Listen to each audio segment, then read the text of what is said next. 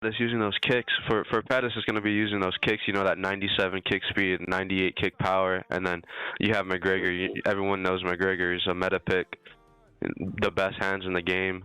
So I'm going to want to see Grom look to box, you know, with Pettis. As Pettis not having so fast punch speed, I think he'd be able to win the boxing trades. Yeah, 92 punch speed, 93 punch power. I believe he does not want to get into the pocket and trade with Connor, but you know, needs to use those kicks, needs to use his distance. So let's see if he does that here, and he catches him go early low already. Sits him down again. Let's see if you'll see some of these. Yeah, Dives him again on the way out. Grom got caught trying to throw when he was hurt and got dropped again. So 2 quick drops right there by Poppy, you know, to take. Oh my goodness, the oblique to the spinning heel kick. And he is getting fancy here with Pettis, people, back with these 5-star traditional combos. Interesting, you know, Vaughn, that Grom is in the orthodox stance with McGregor. Yeah, he loses some of that power when you do that. I like what Raw's Poppy's doing here. He's coming out looking for the kill early. Question mark kick, misses, works the body. Yeah, and one thing about Grom going into orthodox, though, is whenever I do this, sometimes it might be a good idea for the opponent to go to orthodox so that my rear roundhouse can't go to your open side if I switch stance, which we all know Pettis has like a 97 switch stance. But another rock went down right there. Yeah, he's going for that body. Yes. Yeah, and I like the pull that Grom's doing, but he keeps pulling. Grom keeps pulling a bit much, but and he rocks him. Yeah, he gets inside in there with that hook and hurts him right there, but he eats a switch kick for his troubles right there. Yeah, he keeps pulling, like you said, Vaughn. He keeps pulling whenever he's throwing that lead roundhouse to the body. You know, not supposed to be a huge damaging kick, but is doing a lot of damage to the body right now. Yeah, that body work from Pettis it's looking good, and you can already look at McGregor's gas tank. It's already halfway gone. Yeah, and you know, being a Pettis main, watching this fight, this is just an absolute masterclass in Pettis. This is what you have to do to a McGregor to really dominate. Oh, a beautiful 5-star traditional combo right there. The lead body into the spinning heel kick or spinning side kick. He sits him down again, and that body kick is money. That body kick is really money. Yeah, you know, for everybody watching, sorry, this is just so hard to keep up with on commentary. And the lead body hook. And he's going up and down, body head. This one might be over right here. He has Grom absolutely, you know, guessing for his life right now. And he survives. Yeah, but one thing we know about McGregor's is it doesn't matter. I mean, really, how far you get their stamina down. If they throw that one right shot, it's over. So Raw Poppy needs to be aware of that. Yeah, the first round was really fireworks. I mean, you see Poppy coming out here with the body work and the head work. You know, he's mixing it up. He's going up high. He's going down low. I really like what he's doing, and I want to see Grom, you know, block his body more and try not to like pull back so often. You know, it's you know, I think Poppy is reading it. Yeah, you know, we'd love to see Grom do that, but is it too little, too late already? Coming in, he gets this rock right off of the beginning strike that he threw, and he hurts the body with the roundhouse. Oh, this is not good for Grom. And I mean, he is just getting fancy right here, Vaughn.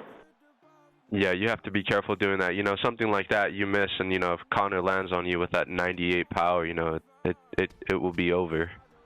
Yeah, just like I was saying, he puts him down. But yeah, just like I was saying, you know, even with that low stamina, if you whiff a shot like that, you know, Connor will still put your lights out just like that. And Grom wisely getting off the cage right there, but eating kick after kick to the body, to the head. You never know where it's coming from right here, man. This is He pulled the tadpole special out. Oh no. Oh man, that has to be knockout of the night. Vaughn, I'm gonna let you take that one, bro. What did you think of that one, man? That has to be knockout of the night. I mean, we still have a bunch more fights to go, but that was insane. That was like one of those TikTok clips you see when you're scrolling. That was an insane knockout. Congratulations to the Poppy, and I'm pretty sure Grom will be back. I liked what Grom was doing, but I think he just has to maybe slow down a little bit more in there. Sorry. I'm gonna say right now that was probably one of the best KOs, like at all in this league. I don't know. I'm still so shocked about how Pappy performed in there. Like, I don't know whether maybe his potential performance of the night, KO of the night, maybe even fight of the night. Because even Grom was fighting back quite a lot. But obviously Grom did kind of get tired, and I think that stamina really, takes like very little to him. It was very.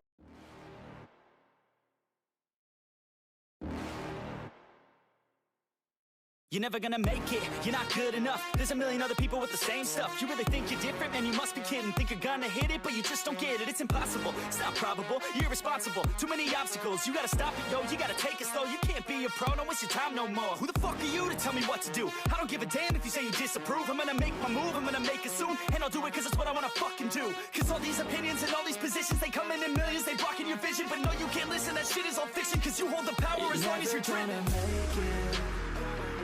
There's no way that you make it, and maybe you can fake it, but you're never gonna make it.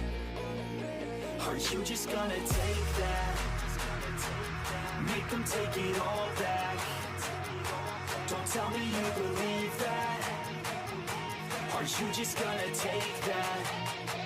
Or will you fucking fight back?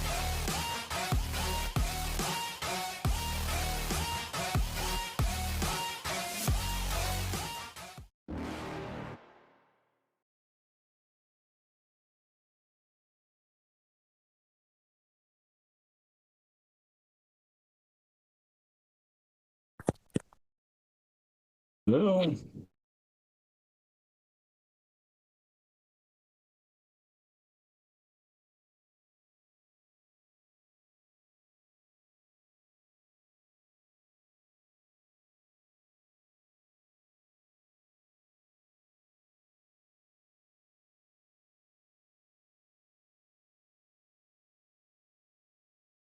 And we are live, ladies and gentlemen, for OFC 15. This card, man, is going to be absolutely stacked from top to bottom. We've got 5 fights in the prelims, 5 on the main card, and obviously we got the 2 main events of the PlayStation and Xbox Championship. But before we get into the card, I'd just like to quickly mention, obviously we got this whole kind of community thing. Obviously we got ECA as the main affiliate league partner, and obviously we got ourselves, OFC and GFC, as partners. And this week, man, has been absolutely crazy. We had ECA Fight Night last night with VS Josh and Raw Matrix headlining that card. And obviously we got today with OFC 15 being absolutely stacked. Probably one of the biggest cards that OFC has made in its history, really. And later on at 9 p.m. UK time, if I'm not mistaken, we've got the Super Fight event, obviously headlined by NM Smudger, the PlayStation champion, and SNB Psycho Shark, the Xbox champion. So please do check out the ECA Super Fight event after this stream. But anyway, let's get on to introducing the cards from the prelims. So there has been a couple changes. We were meant to have, a couple fights originally scheduled, but we had to either replace one person or both people. And we were meant to have 2 Xbox fights in the prelim card, but we just got the one now. But anyway, starting off with fight 1, we've got two NBK campmates. We've got Shuri Vasa versus Goku at lightweight. Anthony Pettis versus Bobby King Green. This is going to be a brilliant way to open up our prelim card. Next up, we've got an Xbox bout. We've got Aaron versus Mr. Rossetti at heavyweight. Third fight, one of our commentators will be fighting that. It'll be TM Perp versus Habibi at welterweight. At featherweight, we've got Monkey God versus Dino TT. Monkey God has been, very loud in the chats, very talkative. So can he back up his trash talk? We'll have to see when the fight happens. And obviously, we all know Dino is just absolutely brilliant grappler, and he's definitely improved his striking a lot. So that is a fight to definitely watch out for. And our prelim headliner got Raw Harambe, one of my campmates, against NBK2 Sav, and this will be a middleweight. So, main card now. Starting off with the main card opener. We got NBK Kruger versus TFA Bonebreaker. And obviously, Bonebreaker, a brilliant commentator in the ECA. He'll be commentating tonight, I believe. So, that'll make a brilliant event. Next up, we've got NBK Tim versus Kyle Workler at lightweight. And it just shows, NBK are out on full force today. And, let's see how many of them will be winning their fights. After that, we have Zatox versus TT Huhu at flyweight. This will also be, a brilliant fight. Zatox has been in and around the top 10 for a long time now. Probably one of the long-lasting top 10 contenders that we've had in this league.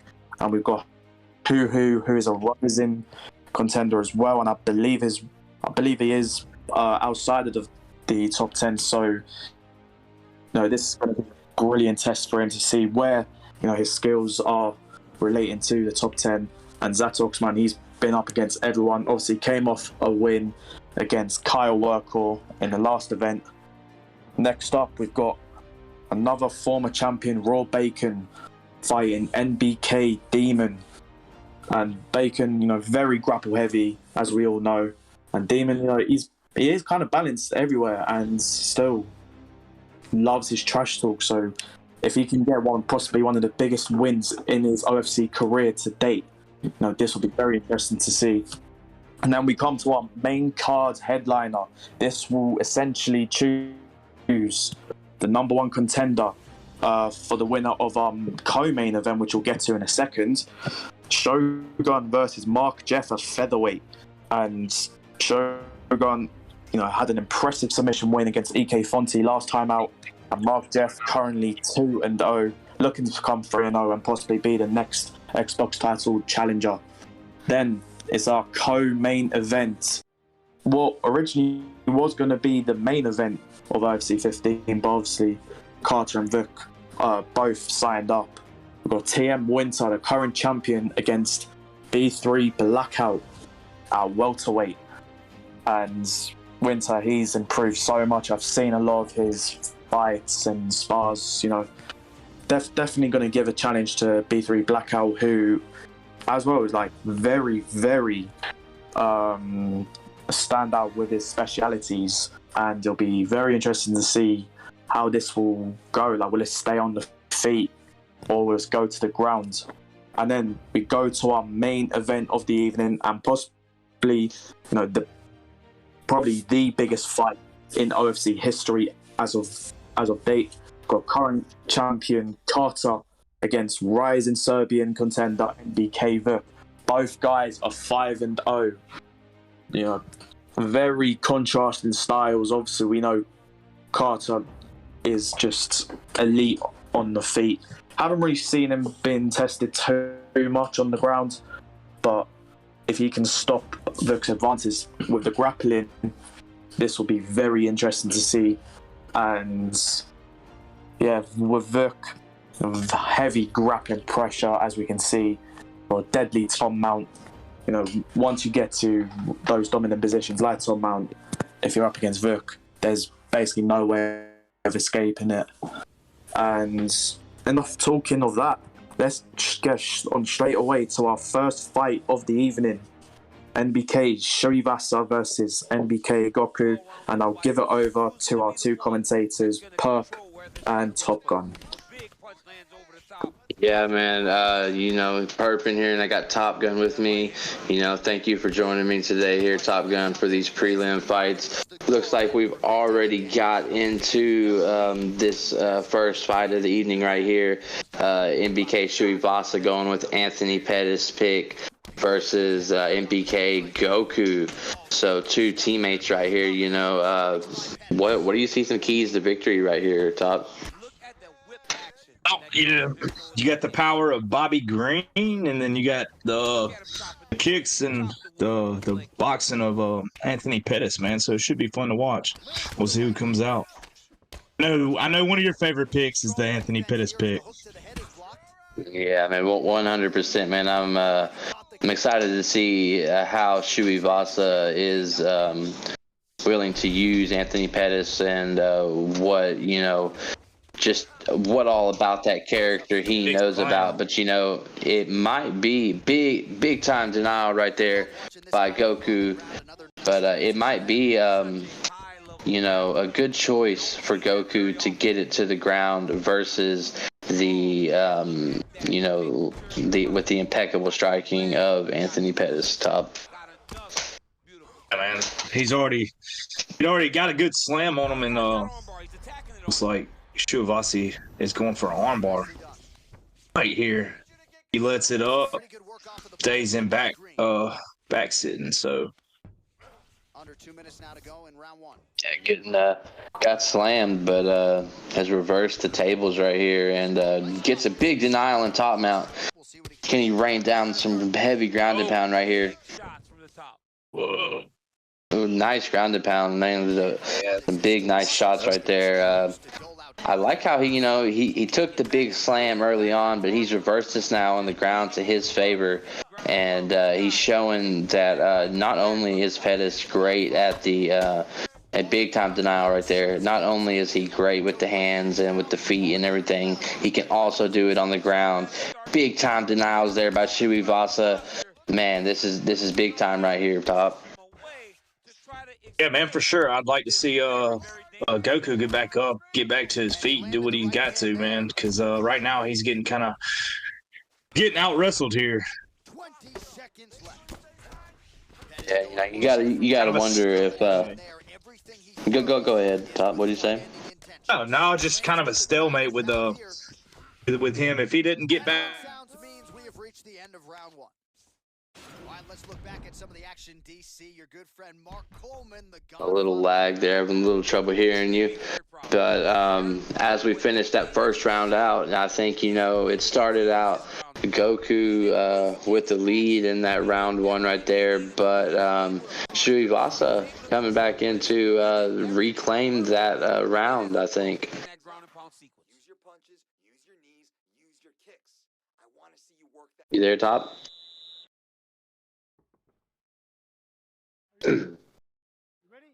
All right, as we wait on Top to come back, we have our second round starting right here. Touch of the glove, show of respect. Big leg kick coming out. Big high-low combo from Pettis. Nice kickboxing combinations right there by Shrivasa.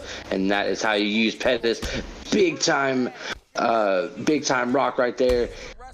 And gets the kick ducked and gets a body shot. But another big rock by Pettis right there. This is absolutely madness by both of these two right here. They're going at it rock for rock, and they are making each other pay for the mistakes. And Shrivasa puts him down again, and he's going to finish his teammate. Is he going to? Oh, he lets him up. This is absolute fireworks right here. Are you with me, Top?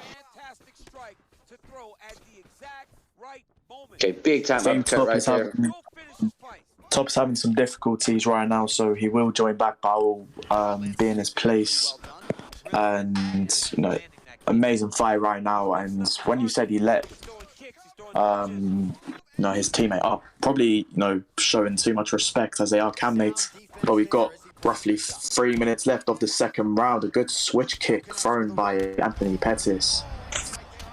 Yeah, man. Ooh, hello. Big time. Y'all hear me? Yes. So yes, sir. Oh, Top. my bad, y'all. Yeah. Yeah, you're all good, brother. But did you see that craziness happening right there at the beginning of round 2 right there, man? Bro, I heard you. I just my mic went out. I definitely need a new cord for that other mic, so I had to switch to my other mic. But yeah, man. These guys are going at it in the second round. They are absolutely, and he puts it down again with the mean front kick, and B switches to the armbar, but he has the stamina to make it. It doesn't look like he's getting it. I would have stayed on top of him. Yeah, definitely a big time finish to look to go for right there. It would have been absolutely beautiful. Big time denial there by Goku, and he's got to make up for some lost time right here. But Goku in his own right getting rocks on Pettis this round as well. Because when they came out in the first here, Top, literally every other shot thrown was a rock just about, and they were making each other pay for every mistake made, and it's just going to continue. And as we look at Goku's health stats right here, Shuivasa is in the driver's seat right now. Yeah, man, for sure. Like that, the craziness. I would have just went for the finish, man. That was just me. I guess I would have went for the finish, and I would have looked to end it. Yeah, obviously he's looking for a big time highlight win over his buddy there at the MBK camp. Big hooks thrown, stamina down, hits him with the body hook. He's got him on the cage right here, but he sways out of position. Oh, big head kick 8 right there at the end. Probably didn't count because the round ended right there. Top, that's a hard round to call right there, brother. I'm definitely going to have to say Shui is up 2-0, but Goku got his rocks in. If you are Bobby going into this third round, Top, what are you doing? I went for this absolute finish, man. Like, I mean, I'm with you. It's 2-0 Shuivasa, so he's going to have to go for the finish here. Let's see what Goku can do. Yeah, nice jab straight. Nice slip right there by Bobby King Green. Shuivasa, all he really has to do is stay a little bit composed and get some rocks like that. Big time question mark kick. He does have to be careful, though, last round. He does have to be careful the last round. He did get one ducked, and 8 had a big body rock on him. And, Pettis with the 88 body health. Not all that body health there, so he's going to have to be careful. But another big rock by Pettis, and he puts him down. Knockdown. Yeah, sorry I'm talking a little much, man. This fight is absolutely crazy. Hey, go, get it. Yeah, bro. Yeah, I'm all for it. Rock. And a big return uppercut there by Goku. And, I always get excited. He blocked low. He blocked low. And beautiful. And he reversed it into top mount. Is this where he finishes him? And he a couple posts right there, saved him from that top. But a big denial right there by Shui.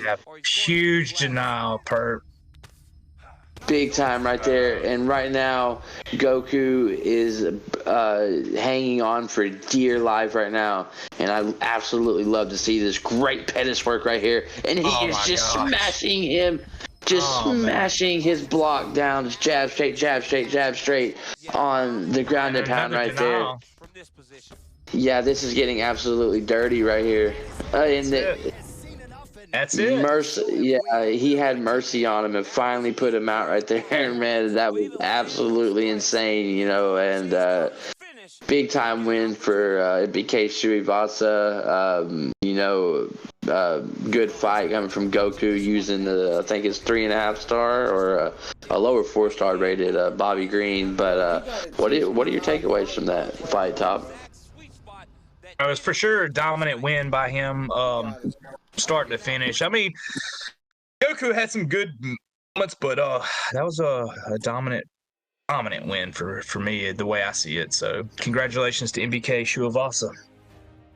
I would just like to say something. So I would just like to say something about that fight. Obviously, massive respect. For me personally, massive respect to anyone who uses Bobby Green. Like, he's just an absolute king, man. Like proper BMF of the current lightweight division in the UFC, man. And I find it kind of funny how, like, you know, Shrivastava was just pounding him with the straights, and like he wasn't moving his head at all, so he was just getting that punishment, getting his block breaking. But yeah, amazing fight, and let's move on to the second fight of the night, which is going to be our first Xbox fight at heavyweight. Aaron versus Mr. Rossetti. Aaron, you know, he's always kind of been high up in the rank, in like, you know, ranked. Usually gets top 100 at times, and he's just a proper loudmouth. Doesn't give an absolute damn what he says. You know, he's kind of like Mark as well, and Mark Jess, who be later on in the card. So if he can in this fight, this will be huge things for. It would mean huge things for the Xbox division.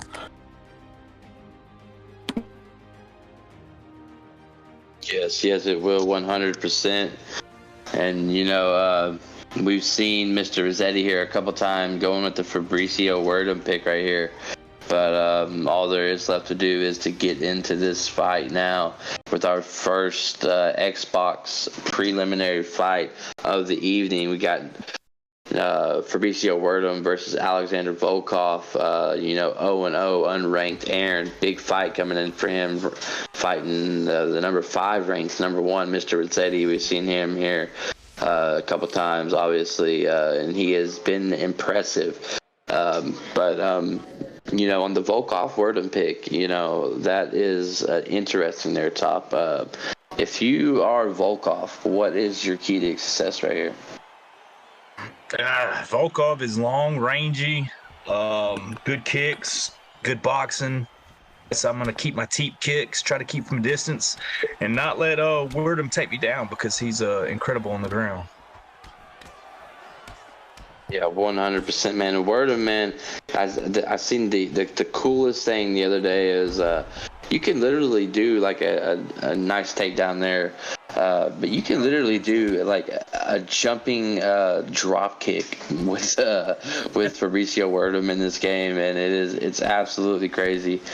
But you know, hold on just a second. Take it over for a second, Top. Right. He didn't have the most power, but he's got a lot of different techniques that he can use, and he's especially really good as being a black belt in jiu-jitsu. He's one of the best heavyweight jiu-jitsu guys in the game as we speak. So, yeah, I mean, let's see if he uses that here. Let's see if Aaron can get this back to the feet, man. Yeah, man, Fabricio Werdum, definitely a legend of the heavyweight division.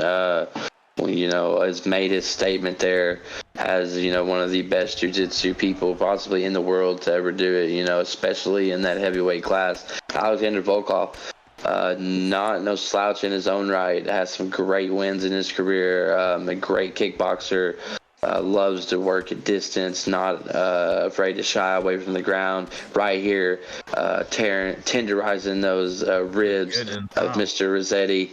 And to avoid the up transition to the cage, he takes the back real quick. And that is some very high fight ground IQ by Volkov right here, Top. Yes, back-to-back sitting. He lets him back up. So let's see what he can do if he keeps the distance and keeps Mr. Rossetti from taking him back down.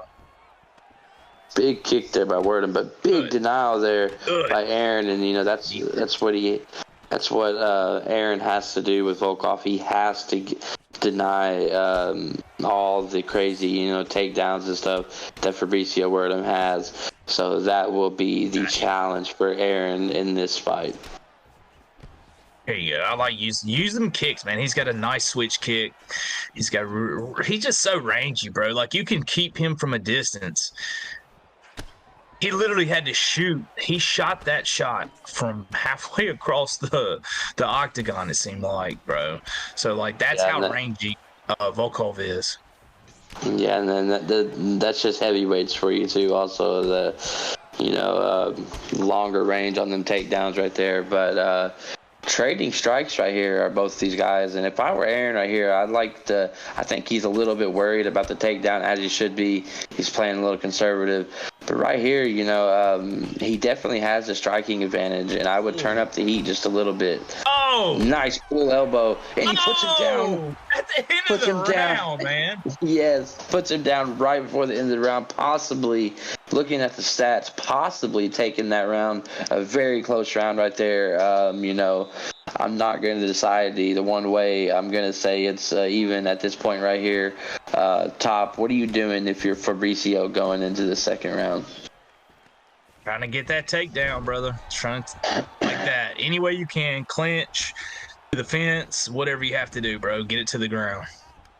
Yeah, and those stack guard denials are not easy to get that Fabricio just got on Volkov when he switched over into side control. Now Fabricio has his back, and this is not where you want a jiu-jitsu guy, a legend of the game like Fabricio to be. Big denial. Good denial. But Aaron not letting him get getting his back fully to try to flatten him out or something. Big time denial right there by Aaron as well. Both of these guys showing big time fight IQ. Flipped over by Aaron. Nice sweep. And I would love to see a denial and a quick submission locked in. That would be big time for Mr. Rossetti, I think. I don't think that's gonna happen, but you never know. Like I see the defense on Aaron is just a little too good right now. Yeah, Aaron obviously showing that his fight IQ is up there. He knows his way around the octagon. He knows his denials. But as I say that, he did get backpacked right there. And let's see what he does with it. Most of this round has been, most of this round has been spent on the ground. So this is turning to Mr. Rossetti's favorite, Top. Yeah, man, for sure. That's a lot of control time. So that's the main thing. Is keeping Aaron on his back with Volkov is where you want to do. Like regardless, he's doing the right thing. He's getting, maybe point fighting, but sometimes that's what you have to do, and that's a good game plan for me. Yeah, man, a terrible thing to have to point fight in this game, as the judges are absolutely trash. But, it is a high IQ fighting, and, over in the top mount is Fabricio, and he does have some high-rated ground and pound. Oh, he got big time stun there. Yeah, big-time shots right there from the ground and pound. Not blowing his stamina completely, but landing those shots that he sees open. Switching from the head to the ribs right there. Beautiful ground and pound. That's another good denial. Denial by both guys right there. And he gets the sweep. Nice. Yeah. Big time denials. Back to full guard. Yeah, it was big time denials, but then he let him probably get the easiest denial of all. Nice post right there at the end by Aaron, blocking every ground and pound shot. But as we look at those stats, it does look like Mr. Rossetti took round 2, round 1 still a toss-up. Round 2 could still be a toss-up right here. This is going into final round 3, and this is the round, the make it or break it round right here. Top, what do you got to see from both people right here? If I'm Aaron, I want to keep it on the feet. If I'm Mr. Rossetti, I want to take it right back to the ground. Yeah, man. If I were one of these guys, I would definitely be looking for one more rock to maybe solidify that judge's decision. Ooh, big time spin kick. And he ate it, and he took it. Good takedown defense.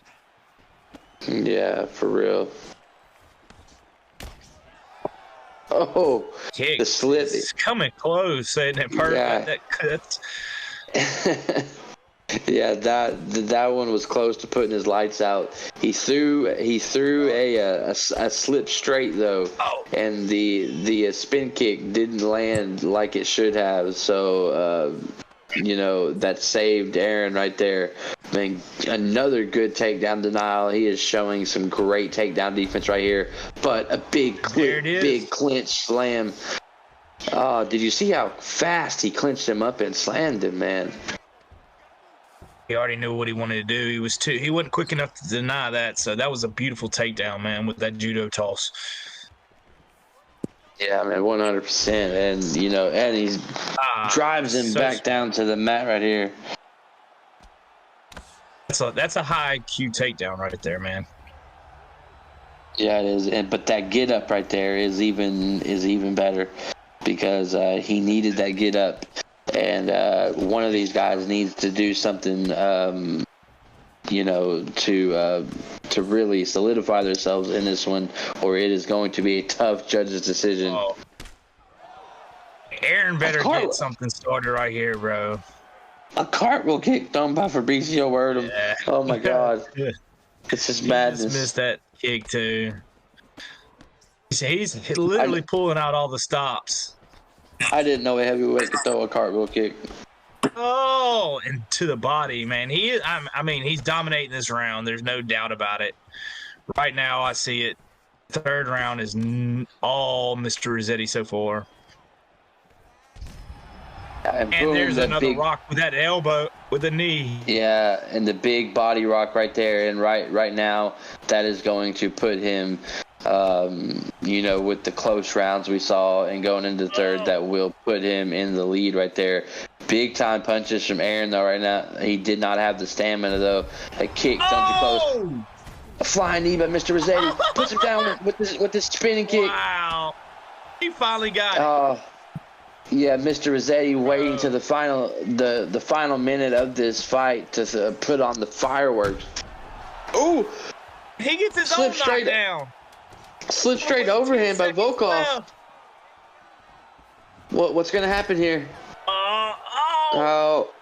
He went for the duck and roundhouse at the last minute, man. Yeah, Aaron getting that big time, a crucial rock there at the end, but I think right there, the final seconds of that round, Mr. Rossetti definitely did enough in that final flurry right there to get the wins, and we will see right here as Bruce Buffer is going to make this decision. I mean, I would be surprised if it was anybody other than Mr. Rossetti. Yeah, Mr. Rossetti with the win. No robbery here today. Big time win for Mr. Rossetti, ranked number 5, going to 2-1 in the OFC game. Big time matchup right there, top. Round 1 and round 2, basically pretty much even. It goes into round 3, and he absolutely turns on the heat. What do you think about that, man? Bro, I have to give Aaron credit, though, man, because he never gave up. Like, he continued. He almost came back with that fight, even after what Mr. Rossetti had done to him in that third round. So credit to him, but congratulations to Mr. Rossetti on a really good fight, man. And, and I think you're up next, right? Yeah, and if Shogun, if you can hear me, man, if you want to come in real quick to take this fight over, so I don't have to call my own. If you're there. Right here, brother, for you. Oh, there he is.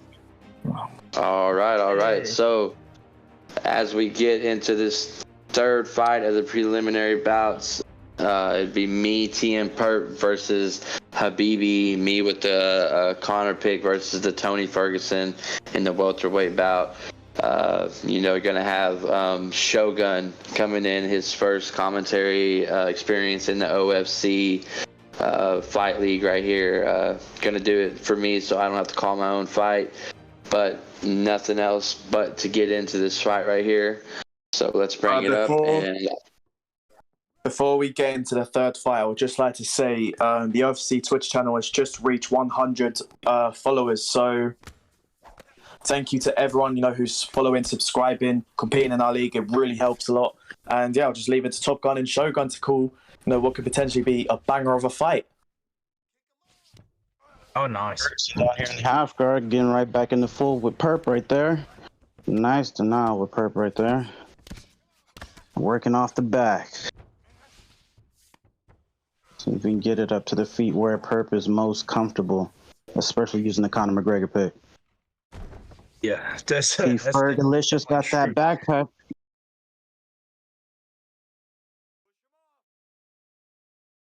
And what are you looking to do right here if you're Tony Ferguson, Top Gun? I'm definitely trying to keep it on the ground against the Conor McGregor pick anytime. I know if somebody picks Conor McGregor, what they're trying to do. So, and he's got that crazy power and speed and accuracy. Tony Ferguson's putting it on, brother. Sorry, massive thank you to the ECA Gancho for gifting 50 bits. We really appreciate that, man. Thank you so much for that, and yeah, continue to support everyone. Yeah, man. Thank you, Gancho. Thank you. So with that Tony Ferguson pick, go ahead, Shogun. No, I was just saying they back at it on the feet. He's trying to, keep him on the ground, but he can't quite keep him there. But he's doing well on the feet. He gets the rock. Oh, with the nice, nasty overhand. Sits him down. Ooh, it's not looking good for Perp right here. He got great survival mode right there.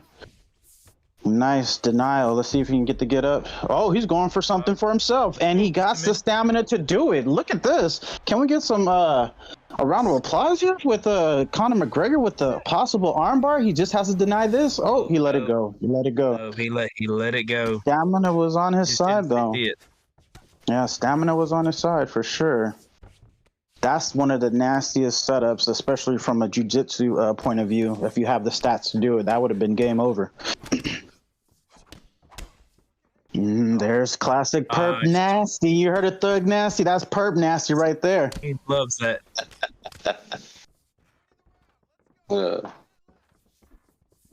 Something to think about. And that southpaw, they're both standing in southpaw. Actually, now that I think about it, it's not good for Tony Ferguson, especially not having this high switch stance for it. He goes back to where he's supposed to be. Shooting for that takedown. And yeah, what's happening there is that Perp is trying to deny the turning takedown early, so they get that natural trip right there. So he's doing the work for Tony Ferguson in that perspective right there. Yeah, for sure. But hey, good round right there. Yeah, definitely Habibi gets the first round. Right, for sure. But hey, we're not out the water yet, man. We got time to work. I think Perp can bite down on a mouthpiece and use that speed and accuracy to his advantage, and maybe go for more of a counter perspective and counter outlook on this next round, and he'll see some better success and get back on his takedown defense. It'll do him some justice for sure, and try to drain that stamina of Tony Ferguson. All right, here we go. Yeah, we need to see some head movement. My goodness. Yeah, man. Tony Ferguson is like the opposite of, almost the complete opposite of. Oh my goodness. And he gets out. Survives. He's just relentless, man. He's not letting him up, not letting him go. Not at all. Oh, he just got that 2-4, man. That 2-4 is money for him. He's staying straight in front of him, so that straight uppercut. That's one of my favorites, man. And it's so fast too. Yeah, for sure. Nice sweep though by Perp. He's letting you guys know he can do it all, regardless of what character or fighter he's using. You guys are having a nice BJJ rolling session right here on the ground, or everywhere, in every position. Got the good denial right there for the get up. Oh, is this considered the bobbleheading people were talking about? I never knew that was. I was like, what the heck? Maybe that's why he got up. Who knows? Oh. Gotta be careful, that head health is low. There's another good rock. Or not a rock, but another good left hook. Right. Whenever they get that little stun animation, you know you're doing something right. Especially when you feel that vibration on the controller, you're like, oh yeah. Yeah. Ooh, okay. If you would have been at the right distance, that would have been perfect. That would have been a drop. And there goes that classic perp nasty right there to the body, ripping it up like a pickup truck. No, there it is again. He getting perp nasty. Oh, but that's straight uppercut straight again. He stood right in front of him. That is like how did he a death trap for perp right now on this. So he just needs to slip one, just one. But they're doing the right thing, taking their time, gaining back their head health. Yeah, I mean, Herbs is almost done. Can't take another combo like that. It's a beautiful work to the body by Perp. Never know what this gentleman might do. He might even save it for the end. We might see a little, a cheeky spinning elbow. You never know, but he hasn't really thrown it. But that's great. Adam, when you're throwing the front teep kick up top, it looked like, oh my goodness. But that's how it is. Live and die by the sword when it comes to Perp's fight, man. It's neither somebody's gonna wilter all the way down and he just ripping them up everywhere, or it's gonna be vice versa. But it's always a banger to watch him. Yeah, and Shogun, I want to thank you so much for coming in to call that. What little comments I want to make about that fight is, one, never again will I pick Conor McGregor. He is not my fighter. Yeah. And two, I highly, highly underestimated Habibi. He came in like a savage. I don't know what I was doing sitting there in front of him, just taking shot after shot after shot. But, there's nothing else to say but congratulations to Habibi Assassin. Big win for you right there, man. Devastating loss for me, in my opinion. It was a disappointing loss. I was very, I was kind of down after that fight, because, getting destroyed like that using Conor, isn't a whole lot of fun. But, big time win for Habibi. He is now 3-1 in the OFC, league right here. And again, I want to say thank you, Shogun, for coming in to commentate my fight for me. And I lost. It was a sick knockout. He probably deserves knockout of the night for that. But yeah, beautiful performance by that. If y'all have any comments to say about that fight, go ahead. No, it was just, you tried to do what Michael Chandler did to Tony Ferguson in real life, and he just slipped that lead. And I mean, that was just it was a nice knockout, man. But that's unfortunate. But we all take losses. We learn from them, and I think you just got a win yesterday. That was a big win for you, right? Yes, sir. Yes, sir. I did. I got a big pickup win in our affiliated win, in our affiliated league, ECA. I got my debut win over there. But Shogun, if you're still with us, what are your final thoughts on that fight, man? Since you called it.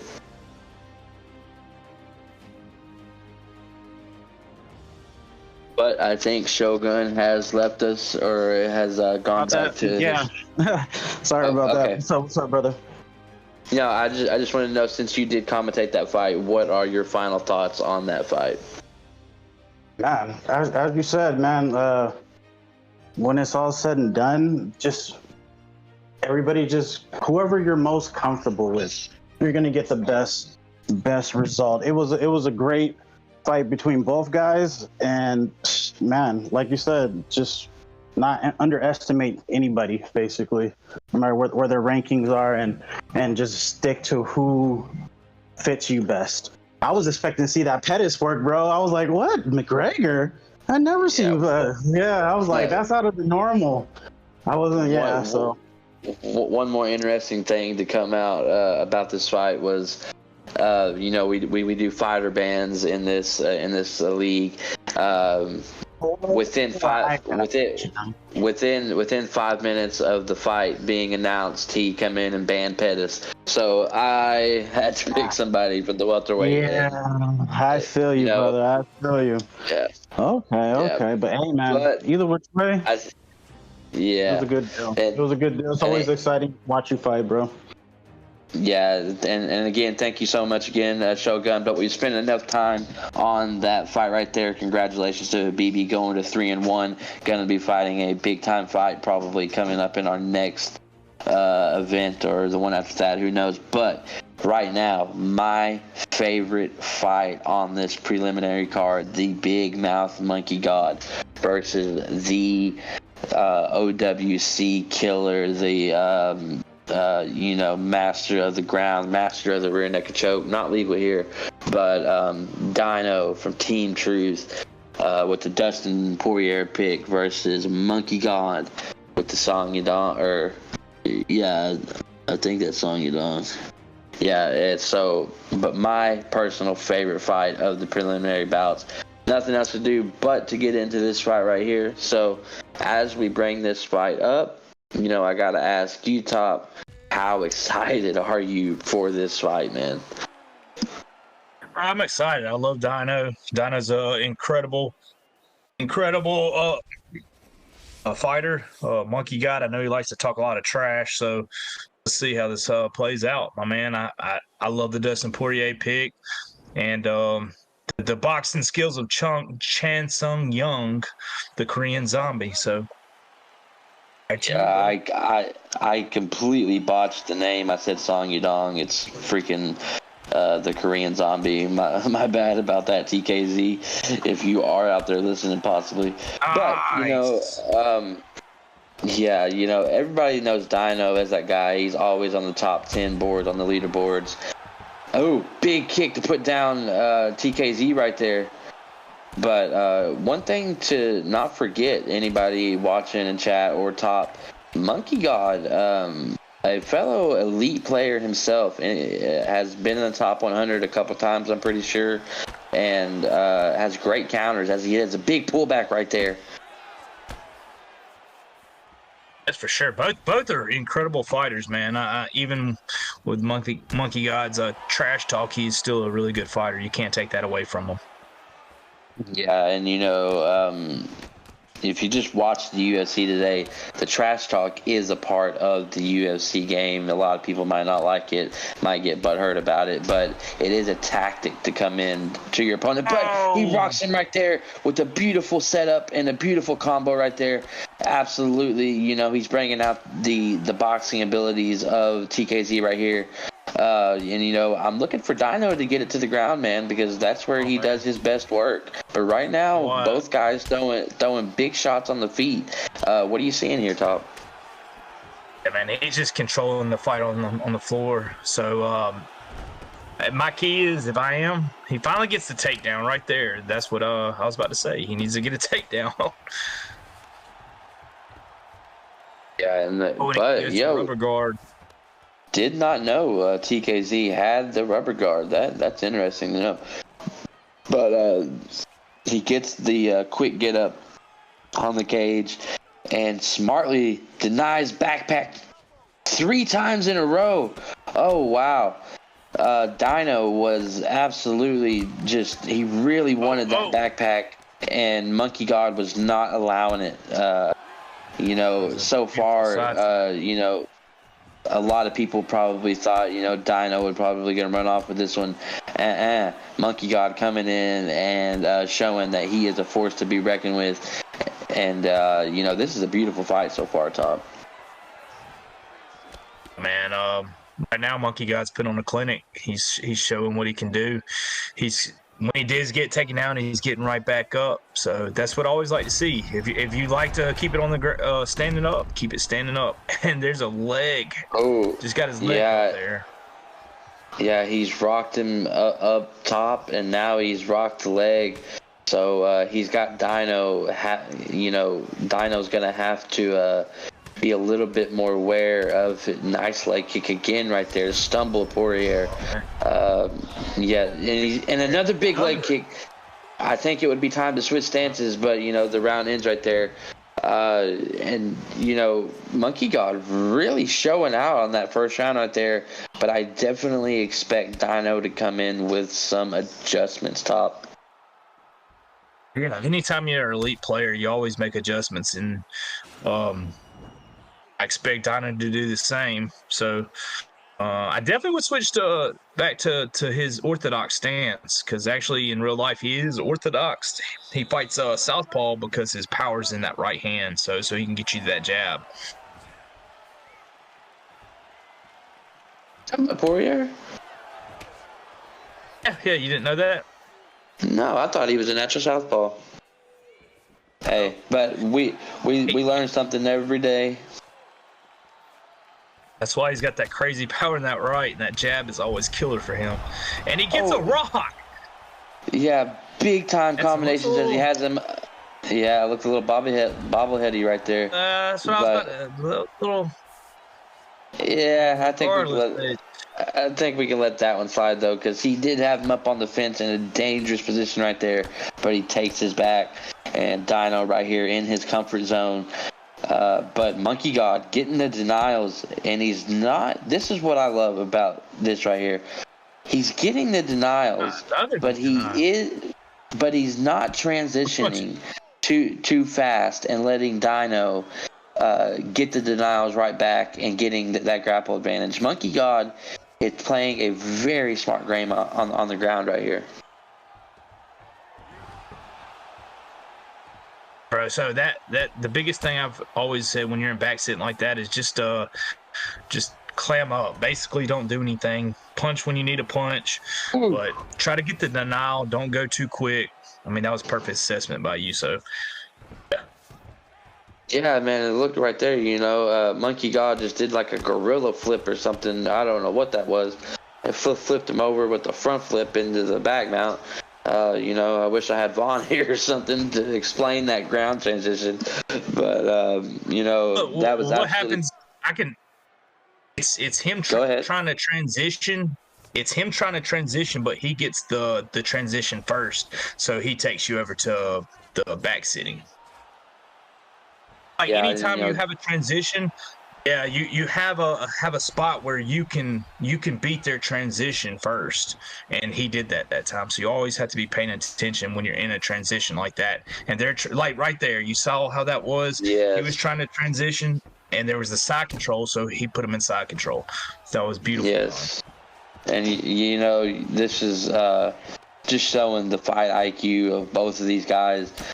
Dino has shown some great work on the ground, but Monkey God is showing that he can do it just as well. I don't think there's any argument in that. I don't see a whole lot of separation in these two in this fight right now, and in the skill level, and in that category.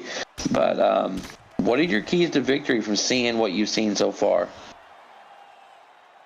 And right now, if I'm Dustin or if I'm Dino, I want to try to keep it. I want to actually get on top. I want to put him where he's on his back instead of staying on my back. But he's also getting beat on the feet too, so that's a hard thing. Sometimes it just goes like that. Yeah, and you're perfectly right, Top. And as I saw there a couple times, Dino did try. Instead of getting the get up, he did try to reverse position right there, because he started all that ground started with Dino as we go into this third round right here. But all that started with big takedown. All of that started with Dino taking his back, and then Monkey God getting a bunch of transition or getting a bunch of denials. But anyway, I'm done talking about that. There's some stuff that's going on right now that we need to talk about. Monkey God was another big transition. He is back on top, and Top Gun right now, he is giving Dino a taste of his own medicine. Yeah, bro, he's working that GA. He's continuously punching. He's not just sitting there, man, and just laying on him. He's trying to gain a position each time. And then he's posture up now, and he goes to half guard. He's doing what he needs to do, and he's actually controlling this fight really well on the ground. So it's unfortunate. That's a good. Yeah, It's a good reversal right there by Dino. Yeah, Monkey God not expecting that that transition right there, and gets caught. You know, one of the few times we've seen right here him get caught. And then Dino taking it over in the top mount. If he can do something right here, top mount, Dustin Poirier has some killer ground and pound. So let's see if Dino can pull something out here. He's not top 10 in the world for no reason. That's for sure, bro. That's for sure. But he is just getting outclassed right now on the ground. And that you don't see that often with Dino, bro. You don't see that very often. He's going for a Darce choke right here. Yeah, and, you know, as this choke goes on, it looks like he's going to get out. One thing you do not ever see is, well, I'm not going to say ever, but one thing you do not hardly ever see is Dino getting treated like this on the mat. And, you know, I think Monkey God wanted to come in and make a statement, man, because he is putting the groundwork on Monkey God right now, being patient on the feet and doing what he has to do to win this fight. Bro, he's for sure making a statement, man. He's doing everything he has to do, and then he gets another rock. Oh, my gosh. Oh. I mean, I don't think that was a rock, but it was close. No, the first one was a rock. The second one was him just losing his stam. Yeah, you know, you got to wonder how big. Wait, did Dustin get the rock? No. I mean, that's a rock, a leg health. Yeah, and let's not forget, Top. Killing that leg, bro. Let's not forget the leg health events from round 1 itself. So, you know, Monkey God doing work to the legs, doing work up top, doing work on the ground. You know, I don't know if there is a better overall round performance than what we just saw from Monkey God. Unless something crazy happens, Monkey God did take that fight, I think. And, you know, he talks a lot, Top, but I think he just backed it up. No doubt he just backed it up. He literally controlled that fight from start to finish, bro. Like, I mean, every single step of the way, whether it was on the ground or the feet. But I know Dino will be looking for some revenge over that one, so we'll definitely see Dino back. But let's make sure, let's make sure Herb Dean right here doesn't do something just absolutely retarded first. Yeah, okay. Monkey God with the decision win over Dino from Team Truth, and absolutely a big time win. I can't even find the words for it for Monkey God right there. He talked the talk. He said he was one of the best in the world, and he's not lying, man. I know he trains with some big time people, and it obviously showed right there. But, you know, I think you can agree with me on saying this, Top. Dino will not be, you know, that this will not be the last we see of Dino. He will be back. He will be stronger than ever, and he will be a force to be reckoned with. But whoever gets Monkey next better be ready, because he is here to make a statement, and he just did. What are your final thoughts on that fight, Top? Yeah, Monkey God definitely made a statement. Great pick, showed out. Unfortunate for Dino, so, but it was a good fight all around.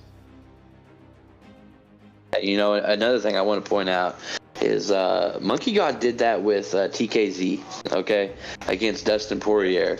So that was some skill over player selection over anything right there. And, you know, just to reiterate just how good that fight was, I think that was a 4-star versus a... no, this was in featherweight. Never mind. It was a 4-star on 4-star. Okay, yeah, so, but still... Poirier has the dominant ground game over TKZ, I'm pretty sure. So, once again, just beautiful fight for Monkey God. Shout out to you, man. Big win for you, but we have to move on to this this headliner for the preliminary card right here. We have the returning. This is one of my favorite returns I've seen so far. One of my good, you know, we were good friends in the past, and he took a break from Discord. MBK2 Sav We were teammates before. He is a classic striker. He loves to strike big time counters. You know, I'm excited to see his return and what he can do here versus. Can you read that? MBK Hammurabi? What does that say? No, it's Raw. That's Raw Harambe. Raw. Okay, Raw Harambe. Yeah. So MBK versus Raw right here. You know, a lot of people probably haven't heard that much of Tusav because he has taken a break from the UFC game and he's just not coming back. But you know, as we bring up this fight, there's nothing more left to talk about. But you know, let's see these guys go after it. You know, both of these guys making their debut.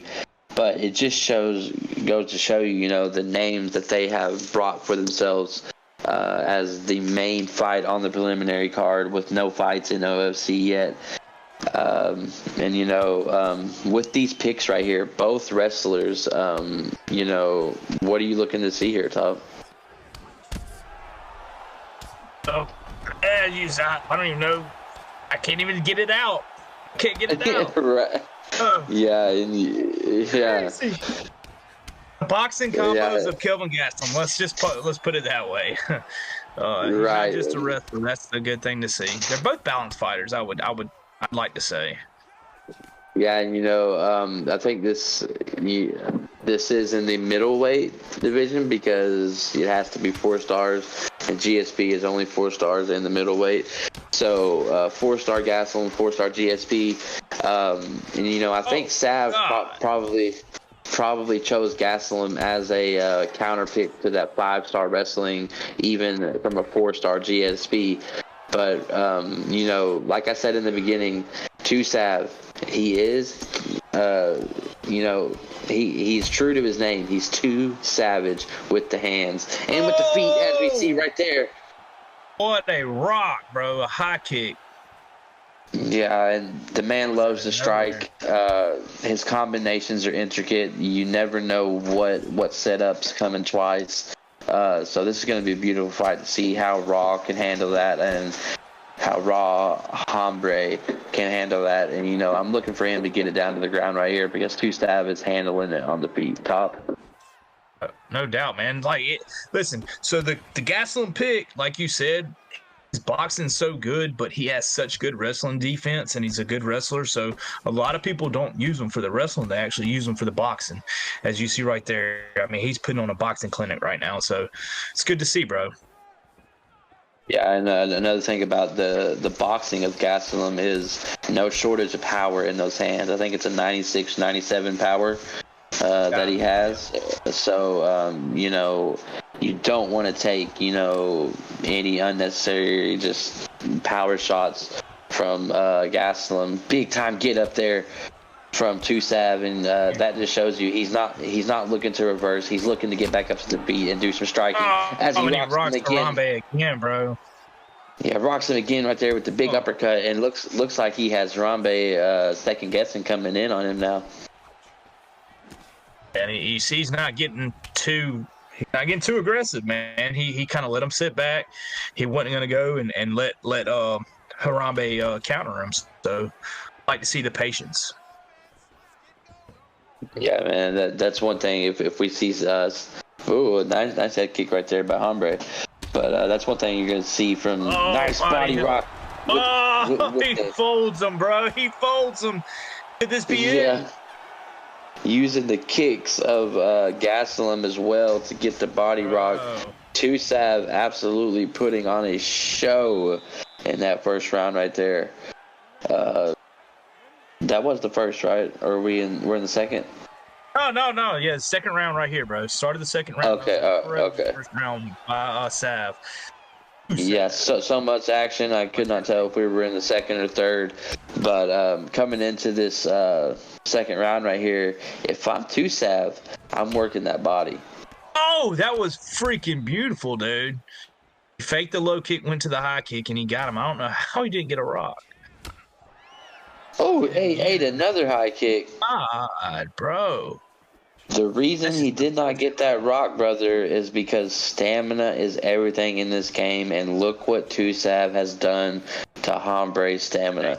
Tearing up that body, he has drained his stamina, probably a quarter less than a way down than where Tusav's is. But he does get rocked there. He ducks the kick. Yeah. Another heel in the body, then goes up top. Yeah, big body roundhouse, has a big stun animation, then rocks him again up top. This is not looking good for GSP. I haven't, yes I have. Oh my God! Big time. Dude. Like this guy. Are we going to see a finish here? No. Oh, man. Yeah, man, Tusav, living up to the hype, man. And I love watching Harambe too, man. But dude, like 2K NBA K Tusav is putting on a clinic right now, bro. It is incredible. Yeah, man. Raw Hombre, I'm sure, is an elite player, but Tusav just on another level, man. He is the striking is impeccable. The counters are crazy. But for anybody that doesn't know Tusav, and if he does decide to compete here more, expect fireworks from him every match. He is going to put on a show. And right now, Hombre where he wants to be though.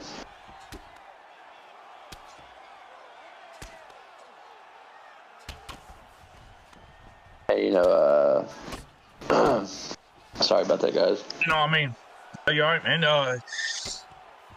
Even off his back, he continues to do stuff. He's not doing any damage. Harambe needs to get some damage done here. I mean, yeah, he's losing the round. He's going to be going down 2-0, so he's got to do something big here.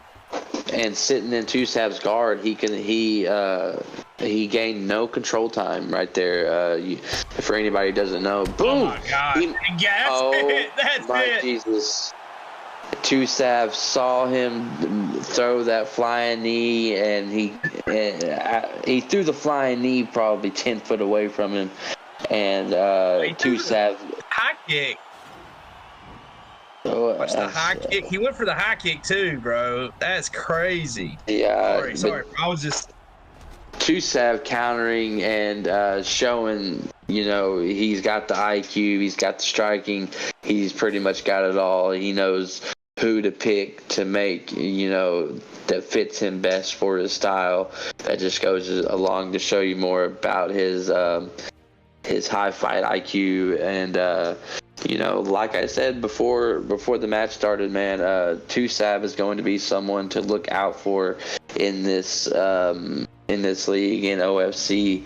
I really, really hope that Shogun gets them MBK boys a few more MBK boys in here, and and we see some more fights from these guys, because that was absolutely a clinic by Kelvin Gastelum right there.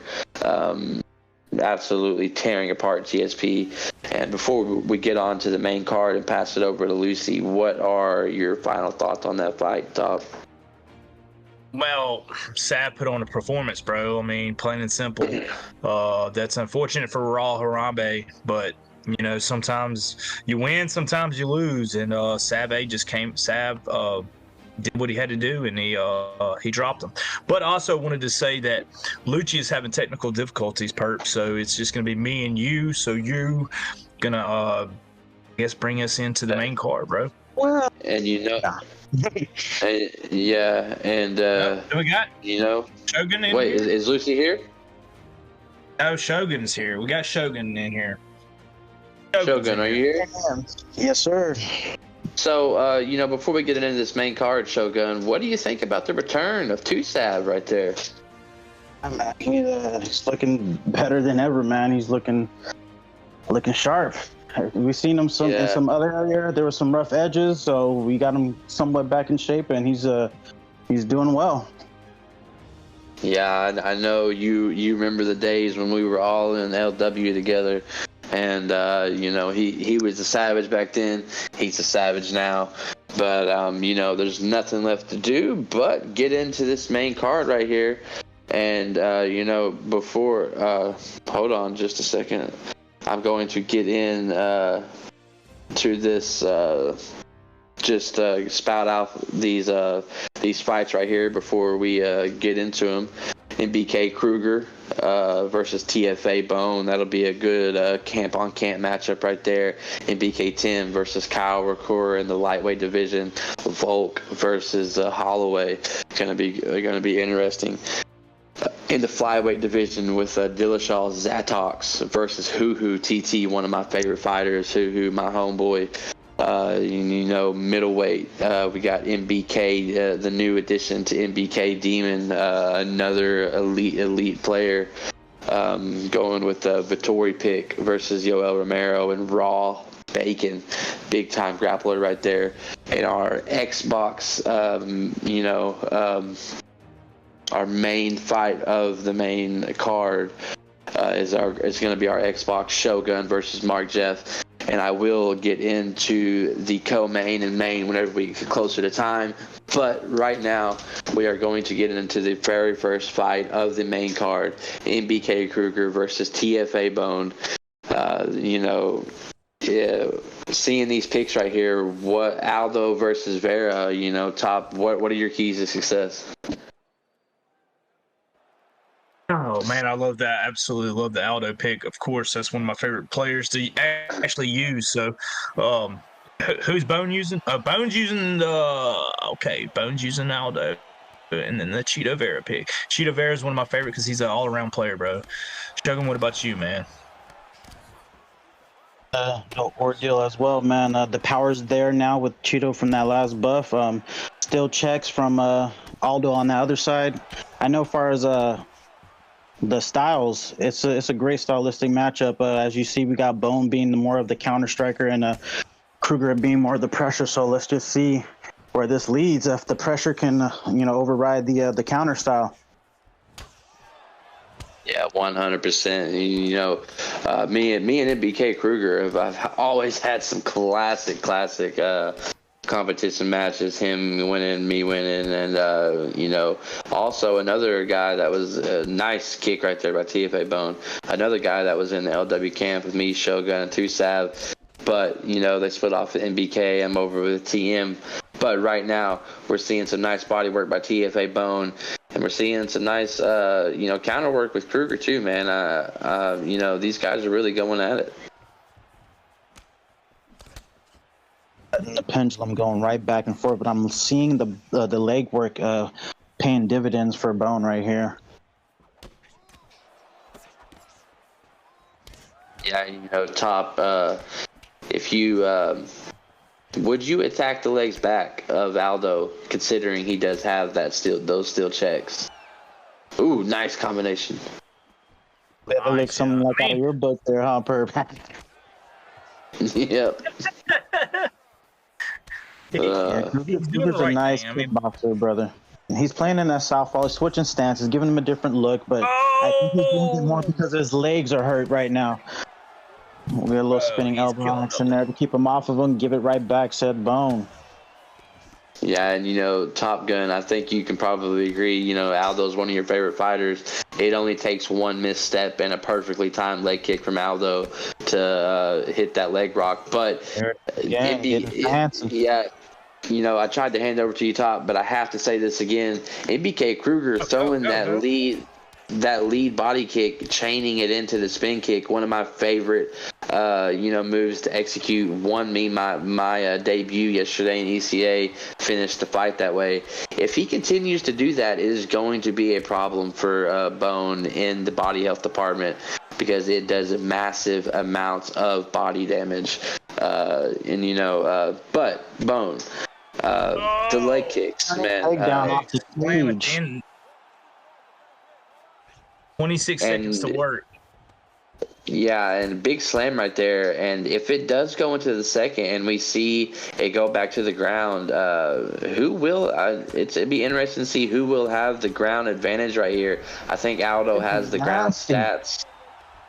He has the ground stats to get up quickly, but and good top ground and pound, but Cheeto in this fight is the balanced fighter, whereas he has more tools to attack. He's the balance. Like you said, Show. He's got the a lot of what do you call it? A lot of submissions. That's one of the things I love about him. Literally in every position, he has a submission.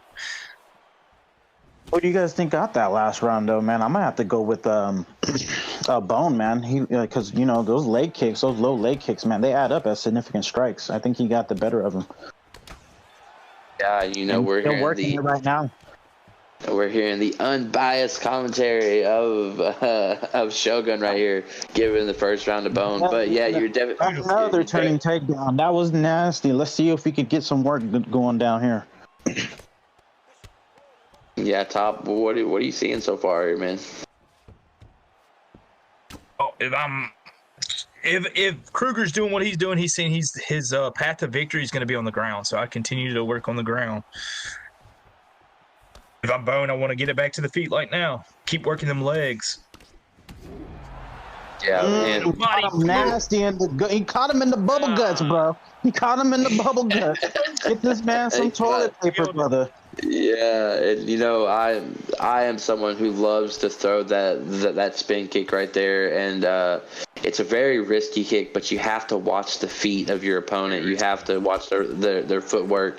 And MBK Kruger may have just been caught being a little flat-footed right there and ate a big time body rock for it. Like I said, it's paying dividends. He's got Kruger guessing every which way. The bottom with the leg kicks. He's digging into that body with that lead hook. With although Hazlitt was that level 4, level 5, either which way, he got some guessing everywhere. Top, low, mid, whatever. That level 5 lead hook, along with the level 5 leg kicks. Oh my God! What a cool elbow! Giving him some stuff right to the body again. Yeah, the elbow is highly rated. Another big chain kick right there by Cheeto, and if he get some big body shots, rocks him right back. And this is classic Kruger here. When you try to count him out, man, it doesn't matter where his stamina is at. He's kind of like some of these other higher level players, like Sean Corkery from B3, man. It doesn't matter how much stamina they got. They can end it. You can have the stamina advantage. Yeah, and stamina's looking the same, but then he gets another drop. Yeah, and Shogun, I think you definitely would agree. Kruger not doing anything just way too special. All he did was throw a rear hook right there and dropped him. It's just the timing of the strike, the IQ striking of Kruger is adding up right here. Out of range, out of sight. Gives him a lead uppercutty. Let him know what time it was at the end of the bell. And, hey, man, I don't know who to score that one to, man. There was a lot of good, juicy stuff in there. Like, it was a nice hamburger, everything, all the fixings was in that round right there, brother. Everything was there. Yeah, Top, as you know, this goes into the third round. We've seen some great stuff from both guys. What are you doing if you're Kruger right here? Same thing I did last time. Just I try to stay away, keep my distance, because he does have the distance control over here, and maybe works to the body a little bit, because I don't know if he's down 2-0 or if it's 1-1 right now. Yeah, I have to agree with you, Top, for sure. I'm thinking it's maybe 1-1. If anything, this is anybody's fight at this point in this round, and as you said, man, keep it simple like a pimple, bro. Play on the outside, keep your combos short, and get the most out of your strikes when you're throwing. Just like right there, bam, front kick right up the middle, drops them. Yeah, 4-star rated front kick there by Cheeto, lands big time. And there's that cheeky spinning elbow, caught him slipping, pimping. Yep. And he got a little overzealous right there, and he gets the sweep. Here we go. Top mount reverse, and we have seen many fights. Plays it smart. Not throwing right away as he postures up. 100%. Kruger does have that fight IQ to do all these things, but how many fights have we seen ended after someone gets another big chain kick right there? If I'm TFA Bone, if I see that lead roundhouse coming to my closed side or my weak side right there, I am definitely going to be sidestepping. Catches him back with that cheeky spinning elbow, gives it back, and he's getting perp nasty, but it's Kruger doing it this time, bro. Look at that. Yeah, and I did not know Cheeto had those kicks, but I know who my new bantamweight main is now. But Top Gun, a lot of action going on in this final round right here. What are you seeing, man? This is crazy. I think Top Gun might be having some difficulties right there, but there it is again, man. Getting flat. Oh, and he got caught. Low stamina. Was trying to get nice and fancy with it and pays for it right there. Nice work by Bone. Just turned it around. Yes, sir. Yeah, that's when you're playing with stamina like that, brother. When you're playing with stamina, you got to be careful. Great win by Bone. That was. I could be fighting tonight, brother. That was a really back and forth type deal right there. I liked it. Every moment of it. That was awesome. Yeah, that was a hell of a way to kick off our main card right here. Big time win for TFA Bone. You did some great things in there. Kruger showing that great body work, showing the intricate striking skills that he does have. He will be 1-1, but as you know, the MBK boys, they will be back stronger than ever. They're going to get in the lab, but beautiful kicks by Kruger there. That's one awesome thing that I take away from this fight right there is the beautiful chain kicks, getting rocked early, but not letting himself getting taken out completely. He stayed composed and still almost won that fight. Top, are you there? Yeah, but still almost won that fight. So what are your final thoughts on that one, Shogun? Man, that was I think those gentlemen got to pick the guys that they really wanted to, and that because I knew you guys have the band thing. But man, I like that both gentlemen wasn't afraid to go any and everywhere when it came to the full mixed martial arts perspective. So hats off to both of them, man. They were well equally matched. That's why we got the performance that we got from both of them right here. Yes, 100%, man. And we will get Top back as soon as he is done with fixing whatever he needs to fix right there. But we are going to go into our second fight right here. A big-time rivalry in real life, the Max Holloway versus the Volkanovski, trilogy, or I don't know how many fights they really had. But Kyle Ricord, great boxing, good stand-up versus MBK Tim. Tim Coldwinter with the Volkanovski pick. Nothing else to do but to get into this fight, man. What is something you could tell us about MBK Tim, Shogun? For the most part, this gentleman is basically almost what we've seen from Bone. He's a counter striker, very technical, keeps it nice and tight, and hopefully we'll see him be able to use that along with pressure, so be passive aggressive.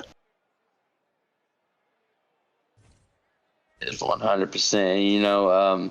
If I'm MBK Tim with the Volk pick in the lightweight division, he's not too OP in the lightweight division. I think Max might be a little bit more OP, in his secret own little ways.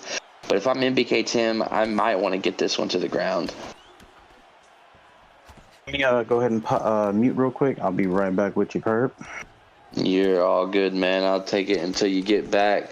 Top, if you get your stuff fixed, hop in anytime, man. You're back? I'm back with you, bro. I'm sorry, man. Hey, no, you're all good, brother. That's why we have 3 people in here. But anyways, what are your keys to victory, Volkanovski versus Holloway? You got a boxer, and then you got a basically a balanced fighter, man. But I absolutely love Volk's stand-up. So, I mean, just depends on what you want to do. Definitely you take know, Max all the way to the ground. yeah, and one thing to note is I think in the featherweight, Max Holloway, Max does not have a lot of power in each division, but it highly goes down in the lightweight division down to 84 strike power. So it will be interesting to see, can MBK10 put on the volume of strikes that he needs to put the damage to the very high rated health stats of Volkanovski, Top. Yeah, that's what I love about Volk is his health stats. And when you're talking about Max, the way he is, he's a volume puncher. He's not really a power puncher. He's never been a power puncher. He's just a volume, and he puts really good combos, and he reads you well. So let's see, man. Let's see if he can do it like he does in real life, man. That's what I do to keep my distance and try to not let it get it taken down, because now he's in crucifix in a really bad position.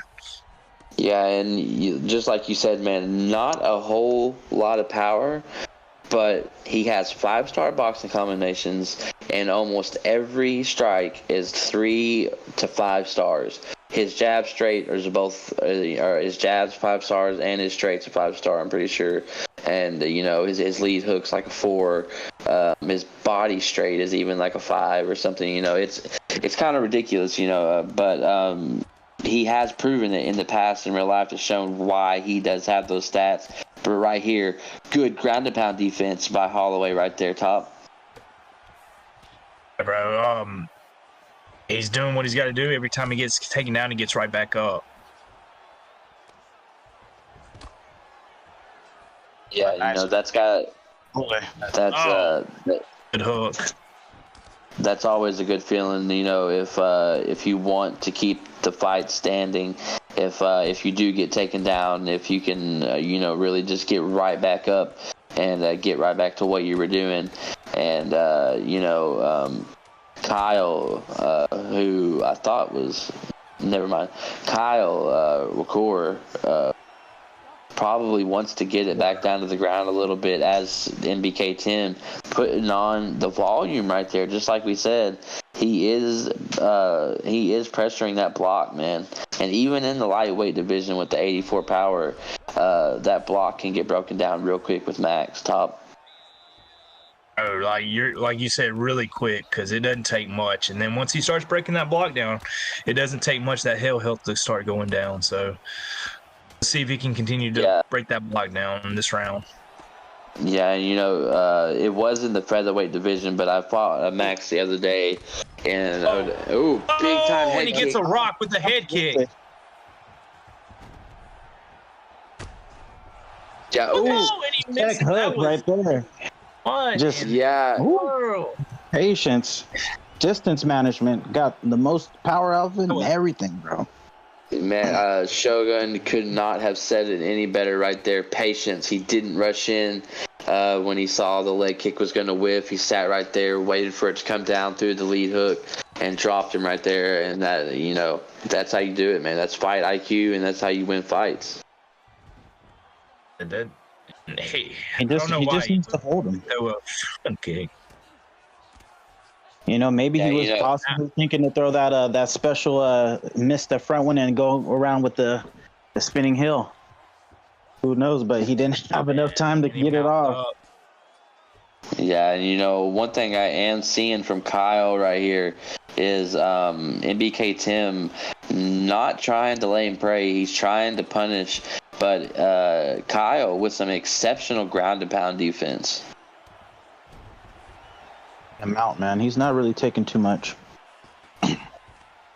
But he is not being patient on the ground. He is trying to just hurry up and get up, and these denials are happening all day long for Tim. And now he's eating up that block. He figured, hey, I need to get it. He gave it the same one again. This is a bad spot. This is nasty. Oh, and it's over with. Whoop, there it is. Whoop, there, yes. Yeah. MBK Tim, he saw his advantage right there, and I dealt with that the other day, actually. When you get in side saddle right there, if you don't block an elbow in time and they continuously throw it, it will not let you block. So, or his block was just completely gone. But either way, beautiful finish right there by MBK Tim. You know, it definitely looked like he had a game plan going into that fight.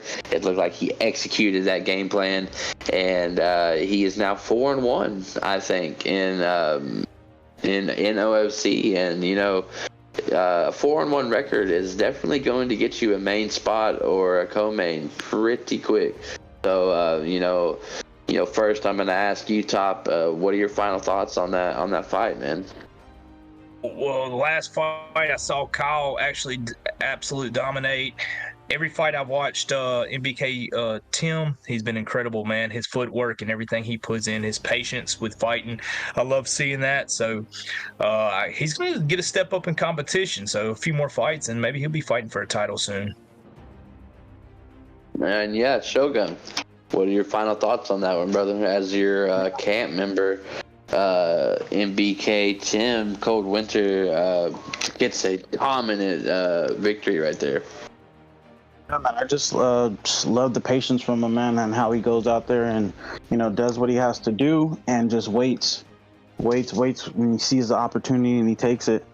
And yeah, he did everything right when he was on the ground. As for Kyle, yeah, like you guys said, this is my first introduction to him, but I know he'll come back strong, and you know he'll get back out there and work with whoever he's working with and get back in the win column.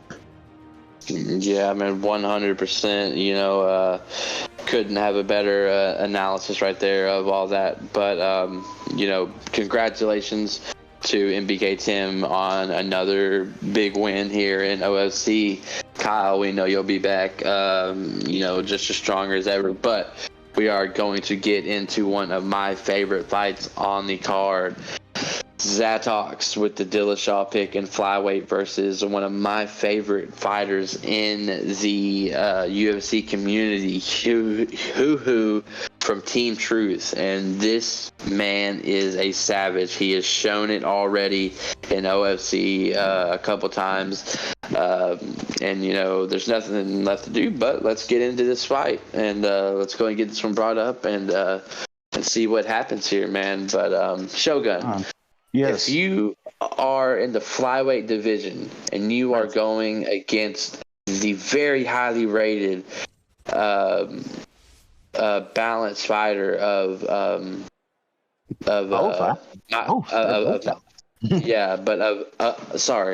Mighty Mouse. Oh, what are you doing if you're Zatox to counteract all that he has? Footwork. They both have it. Footwork and head movement, because the block isn't that good and his chin isn't that good as Dillashaw down here. I mean, the power's not there, but the volume is there with the pressure from Hoo, which we're about to see right now. And he's making a miss, and he's not even there. And there we are, right at it, right now, right in front of him. Yeah, already a big footwork, bro. Like I said, footwork and head movement. That's his key to victory. Yeah, and you know, it might be easier said than done. You know, who enforces his will on people. You know, Top Gun, what are your keys to victory right here, brother? Bro, like I say, with the DJ pick, I love the DJ pick. Good wrestler, good all around. I love Dillashaw. Really good power, good wrestling. So if I'm Hoo, I'm gonna keep it standing as long as I can. Yeah, and I do for myself and from what I've seen from Hoo and fighting him myself over in other places. This probably will be a standing war, and he's already shown that he is able to get those big rocks and big duck and roundhouse right there by Hoo. And I really think Hoo is really putting on a performance right here so far, Shogun.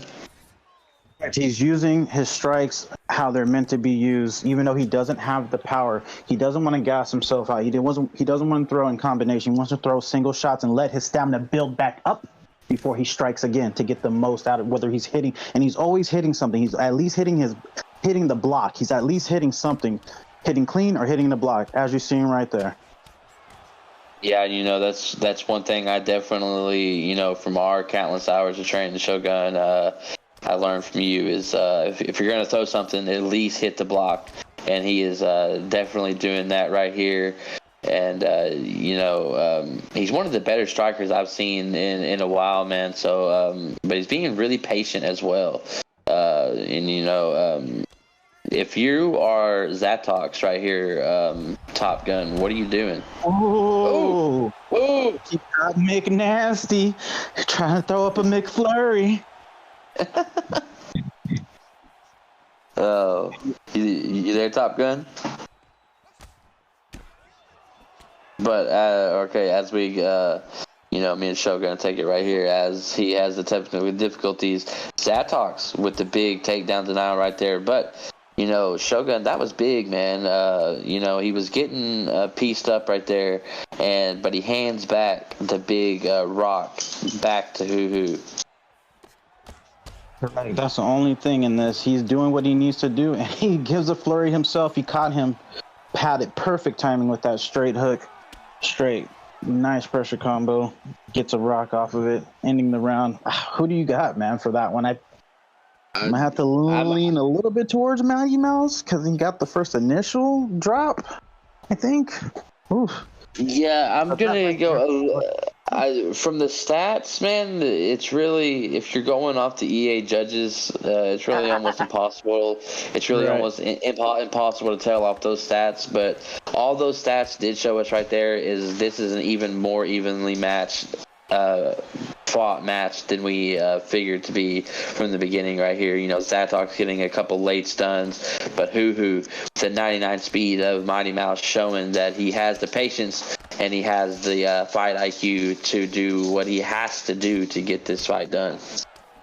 Fighting in the phone booth, loving the pocket fighting, basically. He's not backing down from him because he has the power, but almost like Cody situation, his chin is not there. So that's where it kind of weighs the balance, where that's why he is able to stay in the pocket with someone like Mighty Mouse.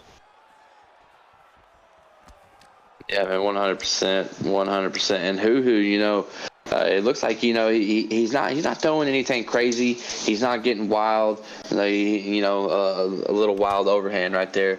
But right. He's really being calculated with his strikes. Yeah, correct. So is Zatox though, man. Zatox isn't laying down. Looking for that slip hook, which he catches it right there. He's seen success with that earlier. It was like a slip hook overhand combo or whatever, and we got him. Yeah, and the block being brought down right here of Mighty Mouse by TJ. So, some volume being brought out here by Zatox. Ooh, I thought that was about to be something bad. Right.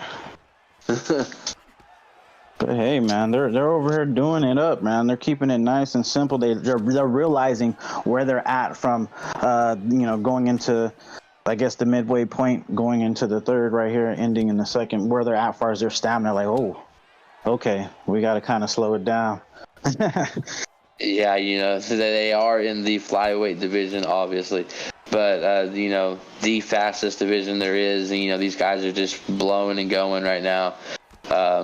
But one thing I'm loving to seeing here, Shogun, is the repetitive. He's not throwing more than one shot at the body at a time, but Hoo is wearing out the body of TJ slowly but surely, and a big uppercut. Nice uppercutty. Yeah, but like I said, Shogun, he's working that body, one shot at a time, and that's all you just goes to show you the fight IQ, the constant jab straight to the body, the constant rear hook he's landing, and he's another big rock right there, and another big rock. Just peppering them like a Diaz brother type situation. You know what I mean? Just peppering. Yeah, doing everything he has to do to win this fight right here.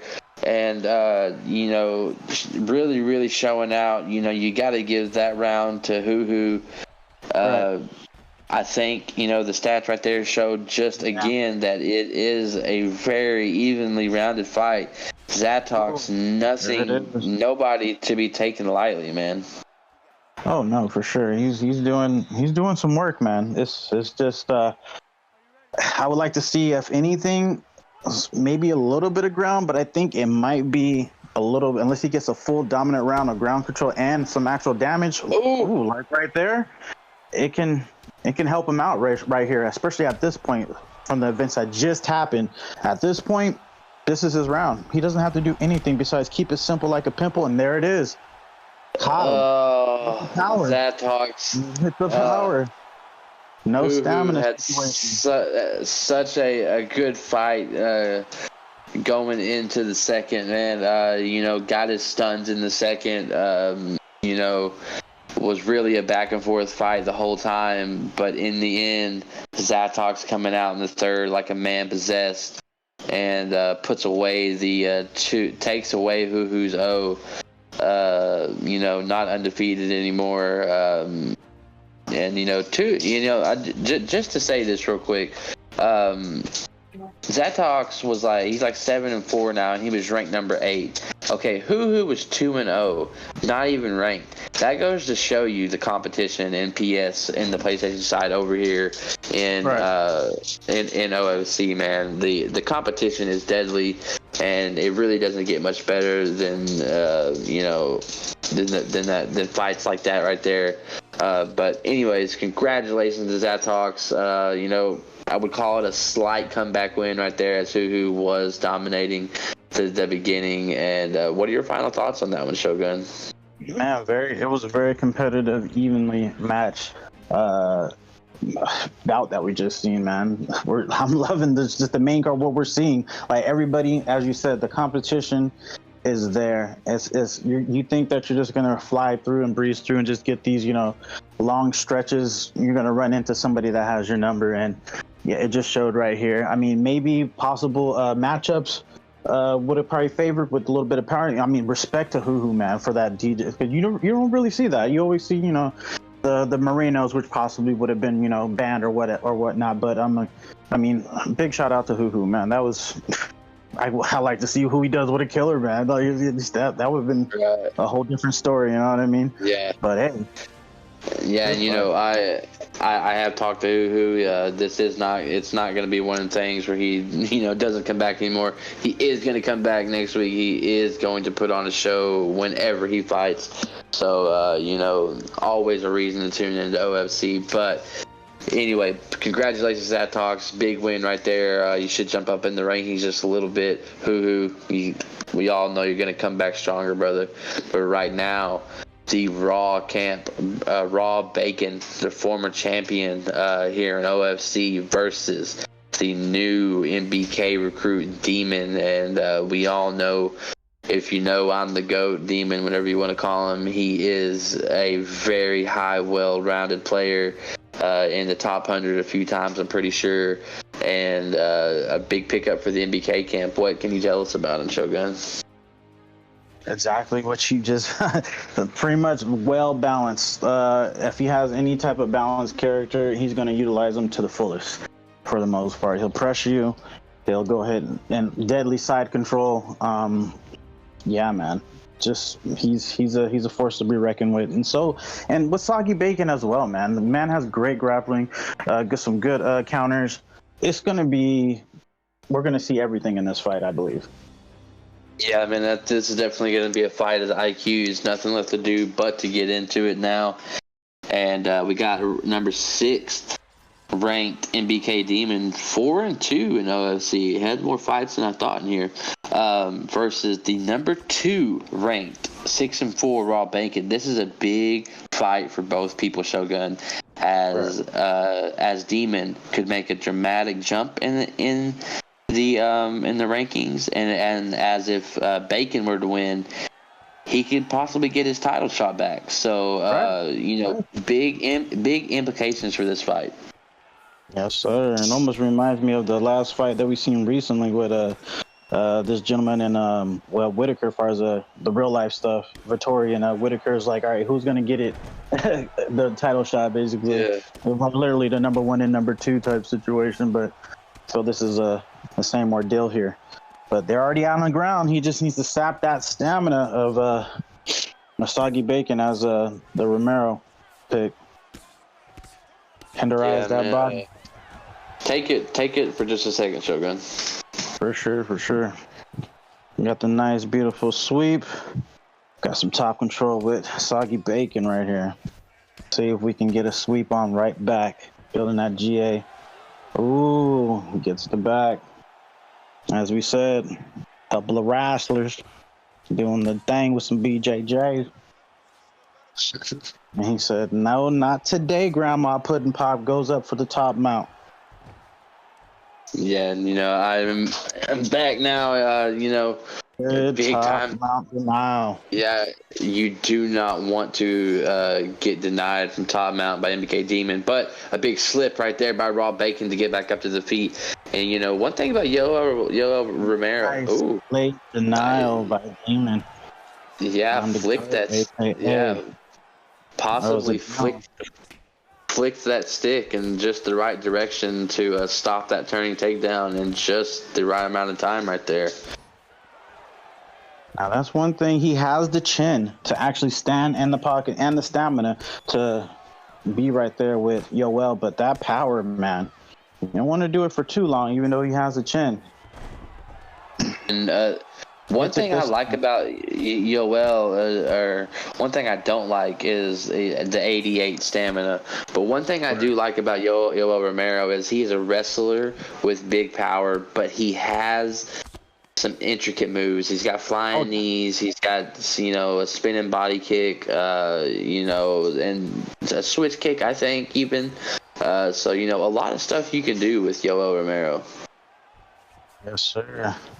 Yeah, man, you gotta role play him, and one person that's really good at role playing him is Rob Poppy, bro.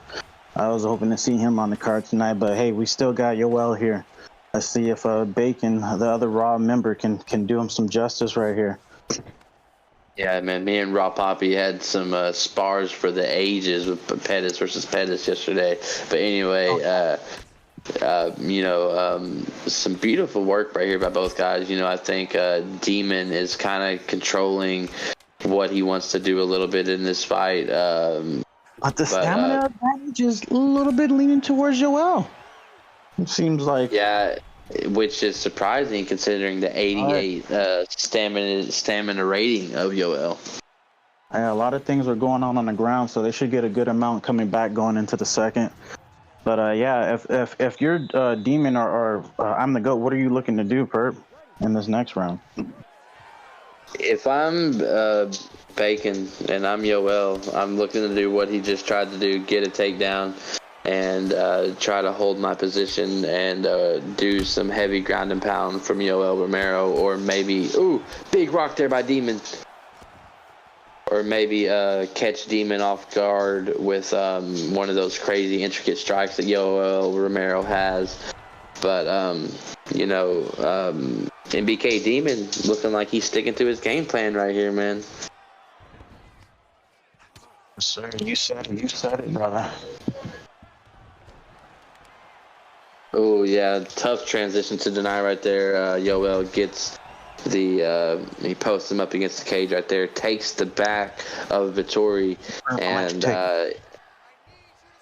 go ahead, Shogun.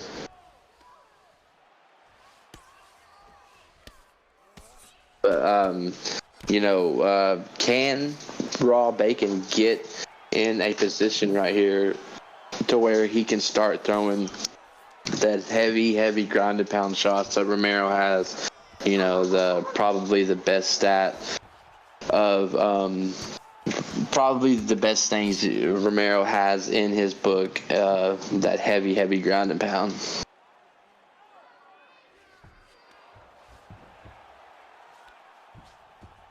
You there, Shogun? But all right, I'd say he's having a little technical difficulties right there. I will take it. MBK Demon right there with the big hook.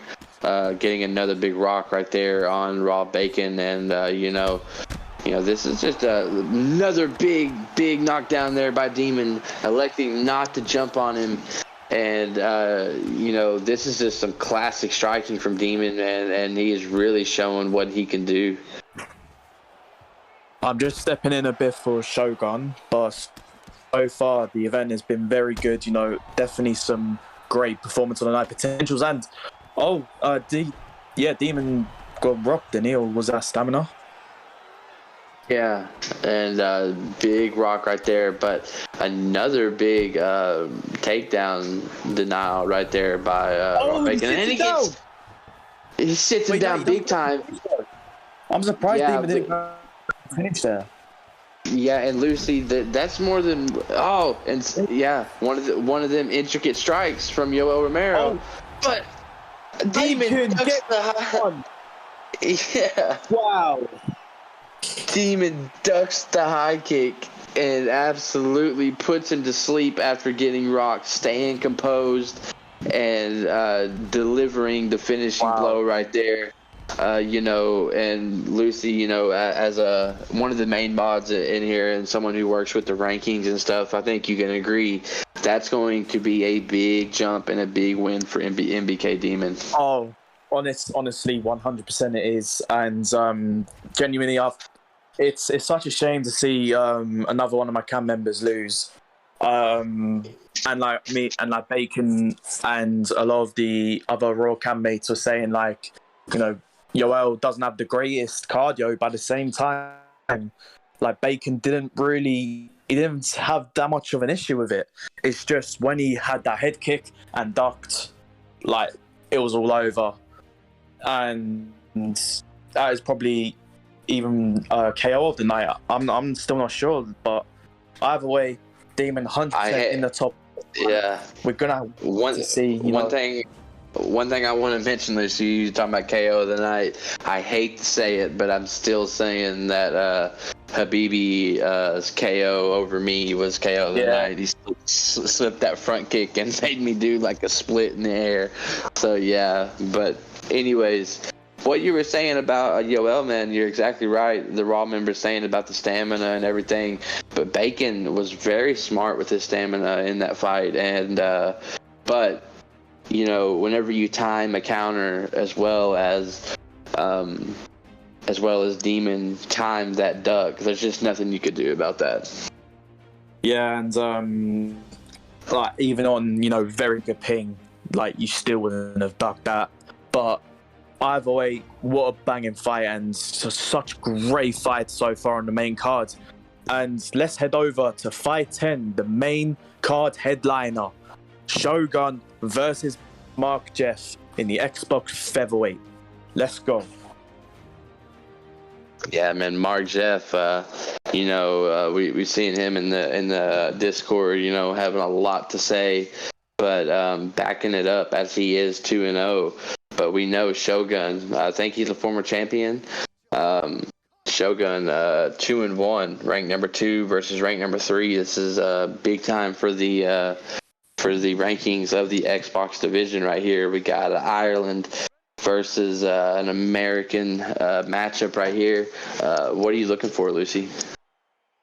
Well, I'm obviously looking to see if Shogun might actually take it to the ground, because obviously we know he's very good, but obviously with a Conor McGregor pick, you don't want to be going to the ground. But Mark Jeff is, still teeing off, and it looks promising right now, because it seems like he's using his Aldo accuracy much better than Shogun is with Conor accuracy. I mean, 100%, and it's with the classic Aldo versus McGregor pick. You got the big time body shots of Aldo. You got that big time left of Conor McGregor, and it's all going to be about who makes that big first mistake, I think, and who really starts, who gets that first rock and takes control of the match. Yeah, 100%. And I'm not sure if this, because it's a featherweight, I'm not sure if McGregor's cardio is as good. I might be wrong, but I think he got both down like one. Yeah, I definitely know that Aldo is his cardio has never been that great, but his chin is unbelievable. But so far, still very patient. One thing I did just notice now that they did say it's a 5 stars, so hopefully it doesn't go over the limit. But either way, they're still, fine as if it is a 3-rounder, so it must have been a genuine mistake. But either way, good block breaking from Shogun right here. Yeah, either way, it's two fighters that probably won't go to that distance, But yeah, man, unfortunate that it is set to 5 rounds, but we'll come to that if we reach that problem. But right now, Shogun trying to really iterate that cross of McGregor. Yeah, the McGregor cross is very annoying for me, especially fighting guys who use Sean O'Malley, Conor McGregor. Not sure who else has a Celtic cross, but my God, it can be quite difficult to judge for me personally. But that nice little combo though that Shogun threw, very quick, but his head health seems to be having a bit of a deficit there. Mark Jeff really needs to exploit more of that. Yeah, and you're talking about players who might have that. Darren Till with a 4-star rated Celtic cross, man. That's one thing I like about him. But he's also southpaw like McGregor. But anyway, when we get back to this fight, these guys are just going at it. And when you look at the health, I really don't think we have to worry about going into the. I don't think.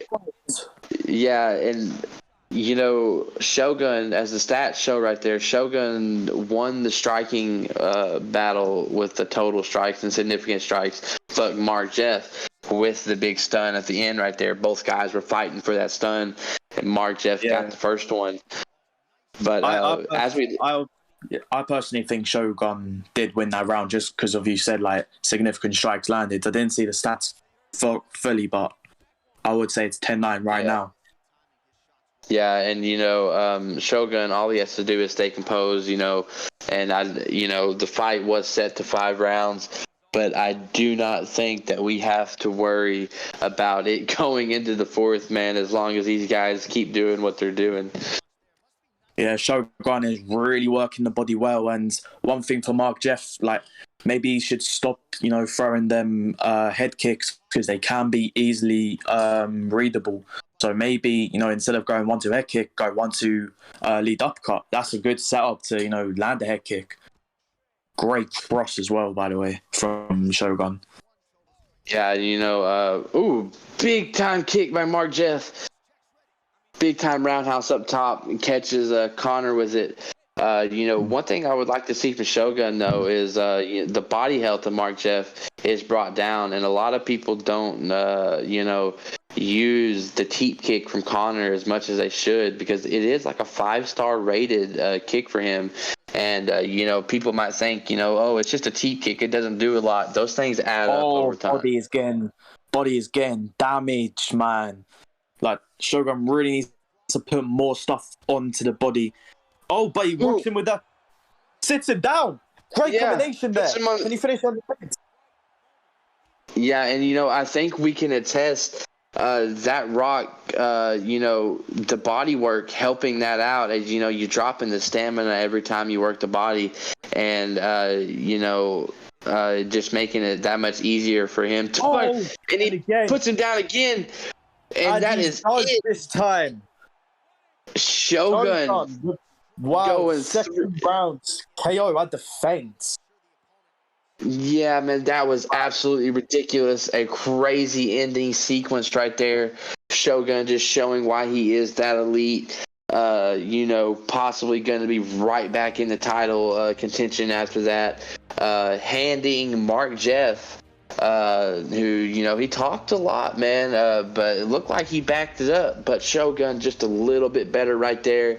And, yeah, man, not undefeated anymore is Mark Jeff, and the big-time win by Shogun. Yeah, and obviously it is a shame to see, your fighters lose, and, wow, there's no taking away from Mark Jeff's performance. I think the bodywork just damaged him a little bit too much beyond repair. But it just shows Shogun is just on a different level, he's definitely going to be #1 contender for the Xbox fight, Xbox belt. But talking about the Xbox belt, we have moved to the co-main event of the evening, ladies and gentlemen, and I am very, very excited about this. Winter and Blackout, heated rivalry. I think 3-1. So yeah, 3-1 and 2-0. So it's going to be very interesting to see. Both are, boxers with brilliant accuracy, brilliant stand-up pressure. And one thing I said at the beginning, Winter seems to have really improved his just overall game, and it's quite evident with that Gilbert Burns pick. We've got the quick hands, so the hooks and uppercuts are very fast, and obviously he's got the ground game, specifically more on the bottom, and obviously he's got his really good jiu-jitsu subs to use. So it's going to be quite fascinating to see, can Blackout still, handle it on the ground, even with a Conor McGregor pick? Yeah, man, and I'm just as excited as you are for this fight, man. I love to see my teammate fight. The Xbox champion, TM winner with the Burns pick, but I always love watching B3 Blackout fight, man. He has impeccable takedown defense, which will play into this fight a lot, I think. And his striking is he drowns you with pressure, and he just keeps it coming and keeps it coming until you just have nothing left. So it's going to be interesting to see how TM Winner deals with that. But yeah, man, I'm just excited as you are for this fight, man. Blackout has come into this league, and he has made a name for himself. And there's nothing to do but to get into it, man. Yeah, and just a quick shout out as well to B3 Blackout for making our fight poster and our server banner. Would love to see him make more posters. Obviously, it's not his proper speciality, but either way, big thanks to him for making a great poster for a great event. Yeah, I mean, we can't thank people who want to help out in the little ways like that. Obviously can't thank him enough, man, because we're just starting out, getting big, and OFC just wants to bring you the best of the best. But I think we might be having a little bit of troubles getting into this fight right here. I don't know. So anyway, let's just quickly move on to the main event, actually, just so we can quickly talk about that while ATB is sorting out the video. Obviously, it's Carter versus Vuk, the champion versus the interim champion, and this is very, very interesting. Especially, both guys are 5-0. Very contrasting styles. Carter is, very, very good on the feet, whereas Vuk is very, very good on the ground. So it really depends, can Carter keep it standing, or can Vuk take it down? Either way, someone's speciality is going to be shown more than the other. Yeah, man, Carter, obviously, he's just Carter, man. He does what he does. He's 5-0, the champion. He's made statements in just about every fight that he's had. But this will be his first title defense, as that says right there. But you got someone else over here, 5-0 as well. We've seen 10 fights with these guys, and they've won them all. And he's the interim champion and a grappler versus the kickboxer. But MBK Vuk with the Yan pick. Is he going to strike a little bit, or is he going to try to get it to the ground straight away? TJ Dillashaw with the balanced ground stats as well might be able to handle that. But it's going to be, it's going to be very interesting to see how these guys counter each other, and to see, who comes out on top.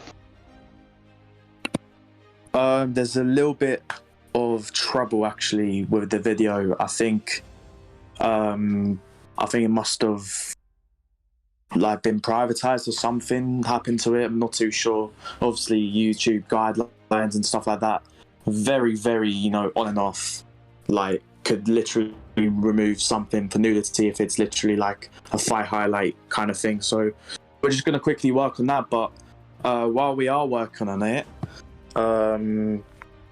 let's just talk about potential fight of the night, performance of the night, stuff like that. Just like, who do you think, Perp, could potentially be the fight of the night so far? Fight of the night so far for me, man. It's definitely going to be a toss-up, bro. As you know, hold on just a second. Yeah, it's definitely going to be a toss-up, man. As there's been a lot of great fights going so far, but I think Monkey God versus Dino was absolutely, a fantastic fight.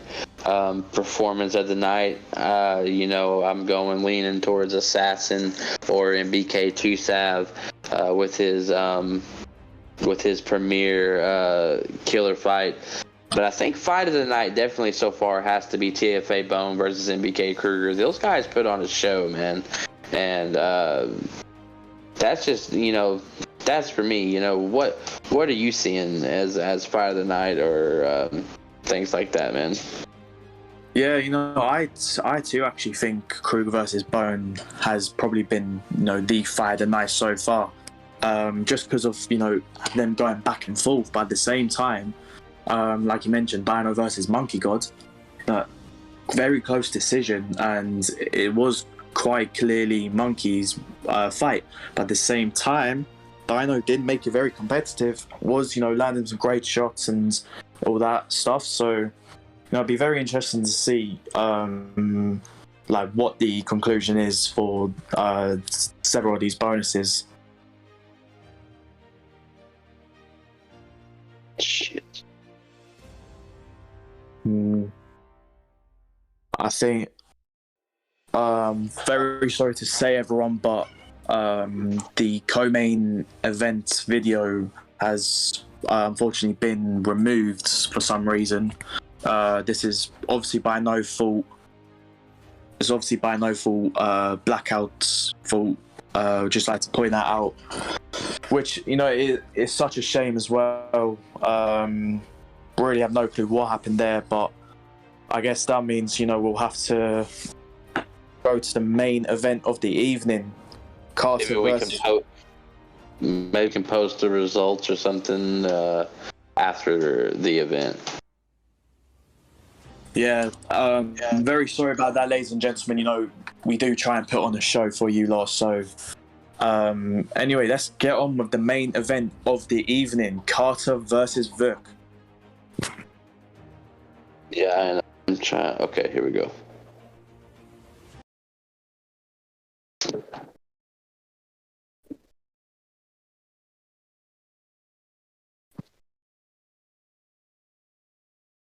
See, it seems like as well, just based on the picks, both men, they're very, both of these fighters can strike and they can grapple. So either way, they're both prepared of, what situation, what scenarios they're gonna actually get into. We're just waiting for them to, do their little emotes. Our classic TJ Dillashaw, rage and getting his face all red and hot. And Dan Miragliotta starts the first round of a potential 5.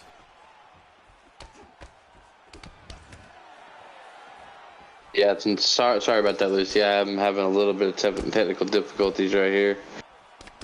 Oh, no worries, no worries. I'm gonna have to hang up and come right back in. All right, sure. Oh, but Carr knocks Vuk down and gets another stun. Brilliant use of the hooks and the TJ Dillashaw lunge. And wow, Carr gets it down to the ground. I was not expecting this whatsoever. I was expecting Vuk to get that first takedown.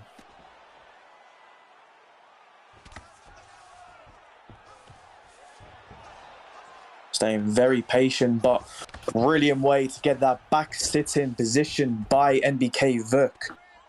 Still has control of the back though, as Carter gets on to his knees and trying to escape the clutches of Vuk. This was probably a big mistake going for that takedown. Gets into side control. Great transition to get into half guard. You know, really got to build up that grapple advantage. You know, grapple advantage is absolutely key in this game. I am back now, Lucy. So, what have I missed? Just a couple knockdowns and stunts from Carter and him actually taking it to the ground. And seems like it's a massive mistake from Carter to have done that. Yeah. Expect Carter, though, to stay composed and not try to force his way up too quick. And, because, you know, he is a very well all-around fighter. He's not going to make the mistakes on the ground that's going to get him put away too quickly, I don't think. And he is reversed right there.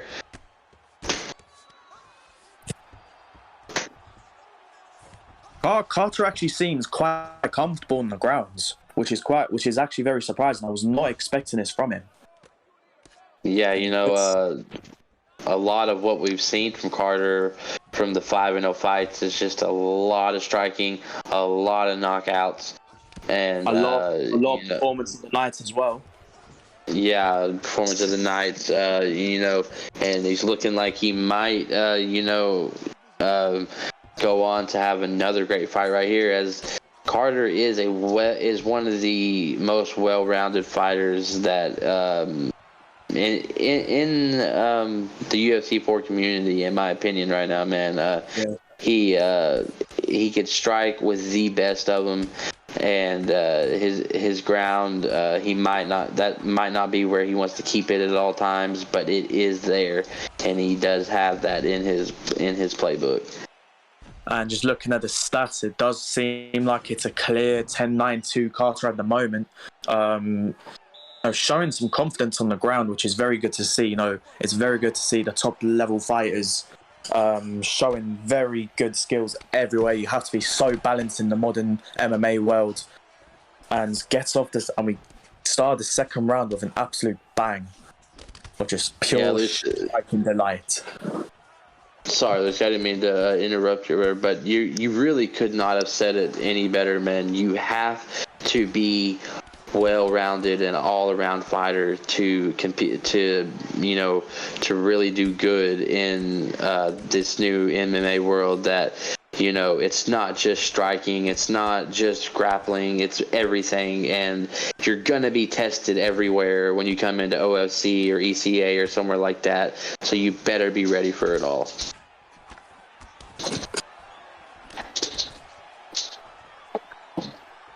Oh, just not really taking any time to stay patient. Obviously, we do have this round and 3 more potential rounds to go.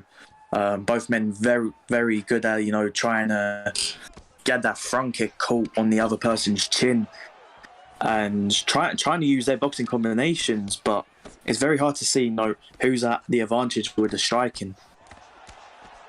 Yeah, man, when you got two guys like this, they're both at the top of the big time spinning back fist. And that was almost get that knockdown there. That was almost really bad for Vuk right there. You know, he just swayed back out of the way of that overhand. If that overhand would have landed, it probably. Oh, but he gets a stun of his own. Yeah, big Vuk gets a stun back on Carter. But Carter walking him right back down, man. Not too fazed by it. Yeah, and Vuk is actually doing really well with the leg kicks right now, really battering the left leg of Carter.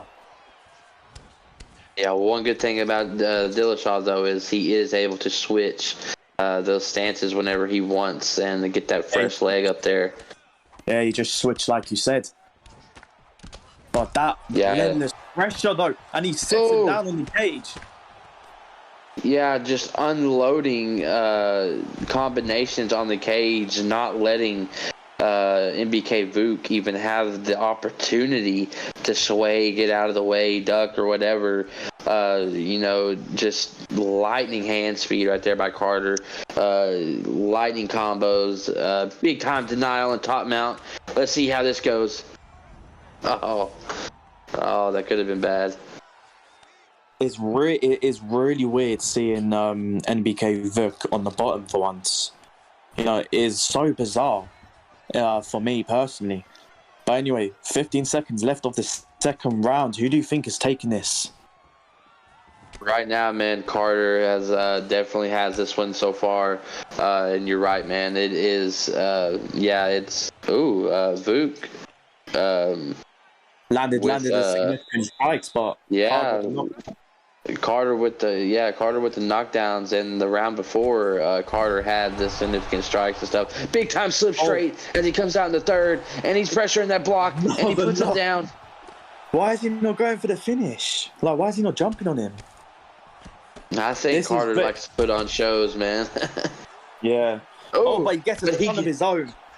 They're just trading health events at the moment. He could pay for that, not jumping on him. Very, very back and forth fight so far, and what a great way to show, you know, how skilled our top level fighters are for the main event. Yeah, and you know, it goes without saying, man, Carter definitely is winning the rock battle. Vuk getting a couple here and there so far. But, you know, Carter still, I think, definitely in the lead right here. All he has to do is maybe get one more rock or something and stay composed. But Vuk hits him with that lead hook. Wow. Just sit like... I'm guessing both these men, they're comfortable in the other opponent's specialities, which is very good to see. And that hook stuns him. Yeah, Hook man. is doing so well. I think you can agree with me right now, man. Carter being tested like he has not been tested in OFC here before right now. MBK Vuk absolutely not laying down, giving it all he's got right now. Yeah, and this is a dangerous position for Carter to be in that side control, but good way to get into half guard and into full guard. His denials are on point right now, and his grapple advantage is just through the roof. Easy way to get the back sit in position. Yeah, man. Carter not going to be one to completely shy away from the ground right here. You know, he's got 2 rounds to work. I would definitely look for him to get some control time. Maybe, you know, pound away some damage with some ground and pound. Make his stand-up game a little easier for him. Yeah, that ground and pounds from Carter just there was very, you know, close to getting finished. Did get that little stun on the ground, which I think still counts to the to the stats. Oh, he gets another one. Yes, it did. It's the stamina that's not allowing him to finish right now, but he did have plenty of stamina there, so I don't know why he wasn't trying to go for the finish. Could be absolutely detrimental to Vuk. Yeah, his head health is not looking good right now, and this could... Oh, the round ends whenever he was just about to finish him, Lucy. He had his head health done. Wow. Oh, my. A second life. And this is insane. A second life given to MBK Vuk right here as he escapes that round with, I think it was a for sure... big rock by Vuk. And then... going ham. Oh, my goodness. Sitting down with a lead hook. And this is why you tune into OFC, people. We say we want to bring you the best fights, and we are right now. This is absolute madness. Yeah, you know what? This is definitely making up for the co-main, unfortunately, not being there. And my gosh, they're both landing so many crisp shots. It's unbelievable how accurate they really are. Yeah, and oh man, and he puts Carter down. Can he finish it right here? This is it.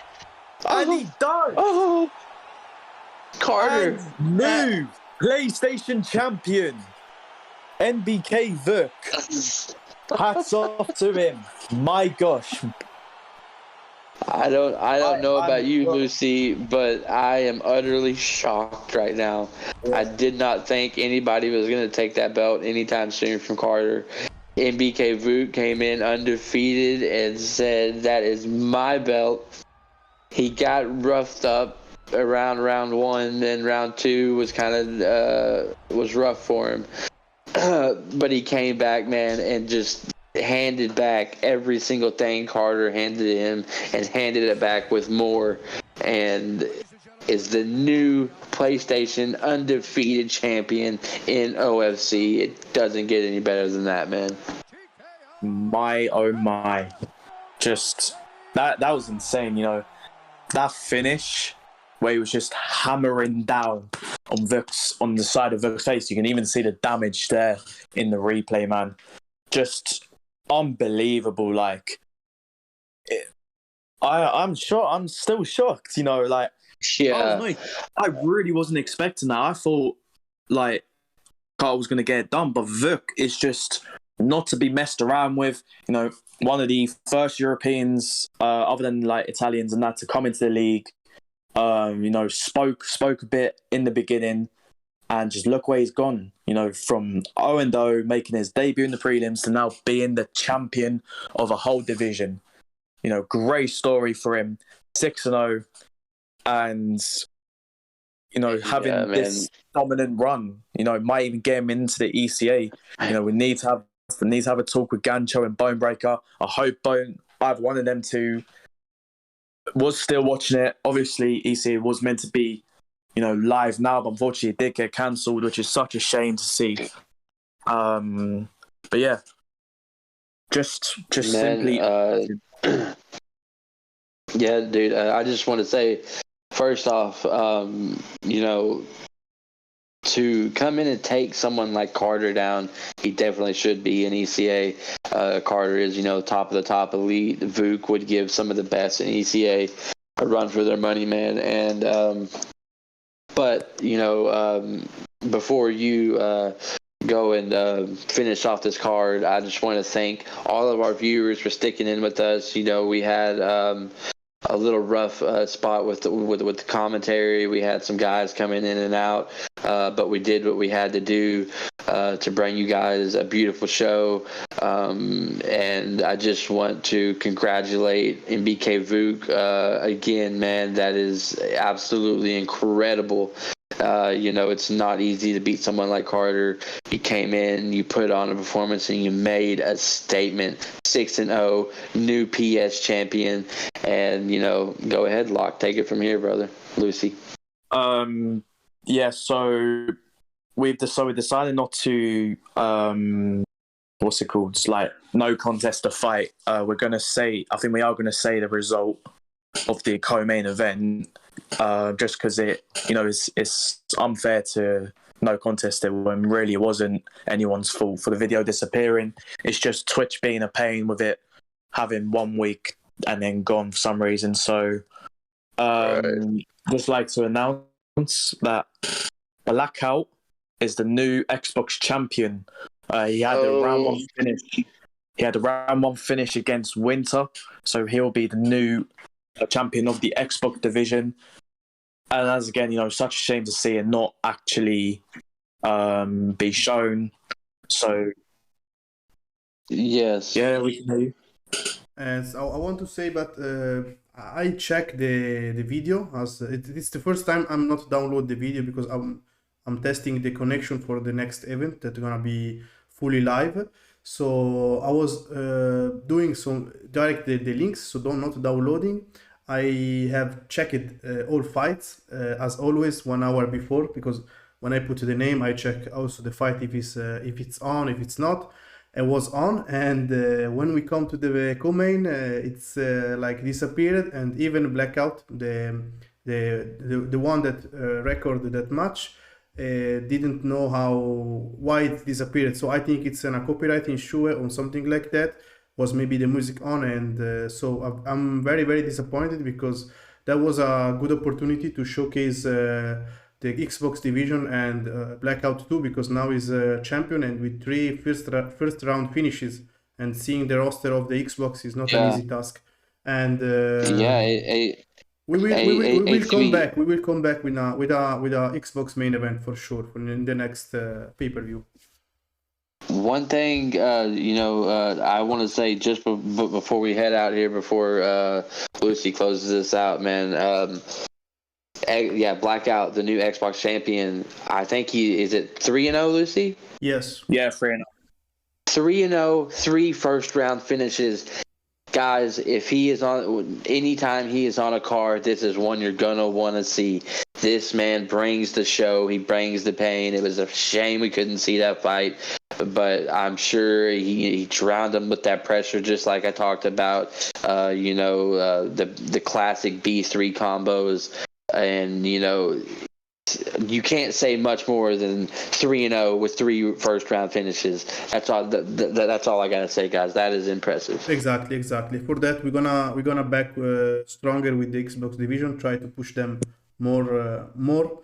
And I'm very happy because it was a very good event. You guys handled it very good, even with some technical problem. But I'm not aware about problems technical because now it's a normal thing. So it's about how you manage the problem, not what problem it comes. So I'm very, very happy. I see a lot of activity, a lot of action that are making us looking that we are growing as we reach our 100 follower, and I'm very happy of all teams, all people, or because there is a lot of people that I cannot remember all names, but that work to make this all happen. Because if I was alone, I cannot do all those things. I'm very to be honest. So I'm very happy, and I'm thank you to all people that is in our staff and our community that help us to bring this entertainment and those events. And that's it. I had to you, Lucy. So yeah, just before we end the cards, next event on Friday, 6 p.m. UK time, 1 p.m. Eastern time, I think. We'll be holding our first ever fully live event. So if you are free for that, please sign up. We want to get at least, 8 fights on that card. So yeah, definitely be sure to sign up. Exactly. So yeah, anyway, thank you for tuning in to OFC 15. Again, sorry for the co-main mess up, but we'll be back stronger than ever. And hopefully we have a fully live event for next week. So take care, everyone. Take care.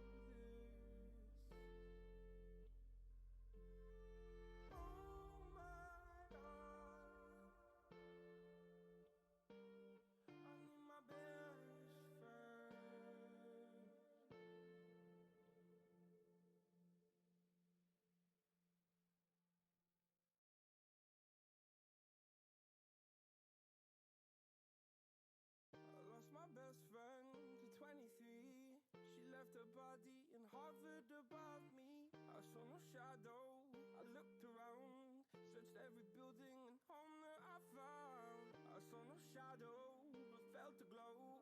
The warmth inside me kept me afloat. It felt like heaven had found my bones and gave me comfort when I feel alone. Now you're gone, I'm alone. I guess it's time to get better. Through the pain, I will go alone. If I fall, break my bones, I will scream even louder. 'Cause I'm not dying alone. I lost my best friend to 23. She left her body and hovered above me.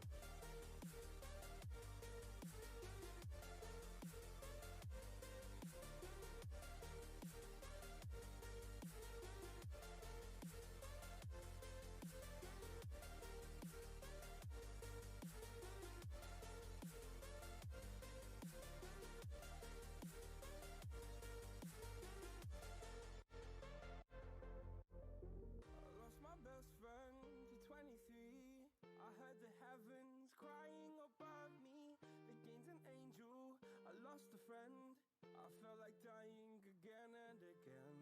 I went through hell, stared at death, but I keep fighting with each living breath. I saw no way out from where I stood.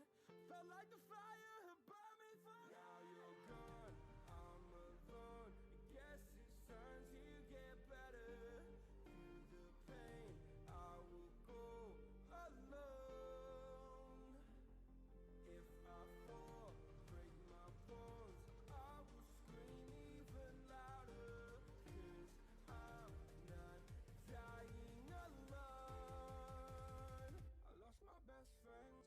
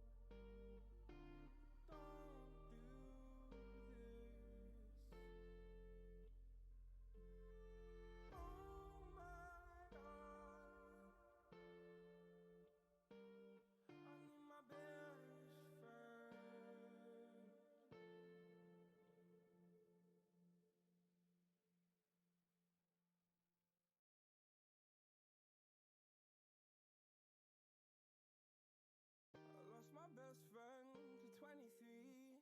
She left her body and hovered above me. I saw no shadow, I looked around, searched every building and home that I found. I saw no shadow, but felt the glow.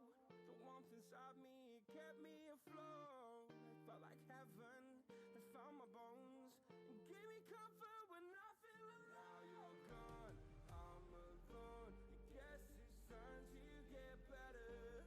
Through the pain, I will go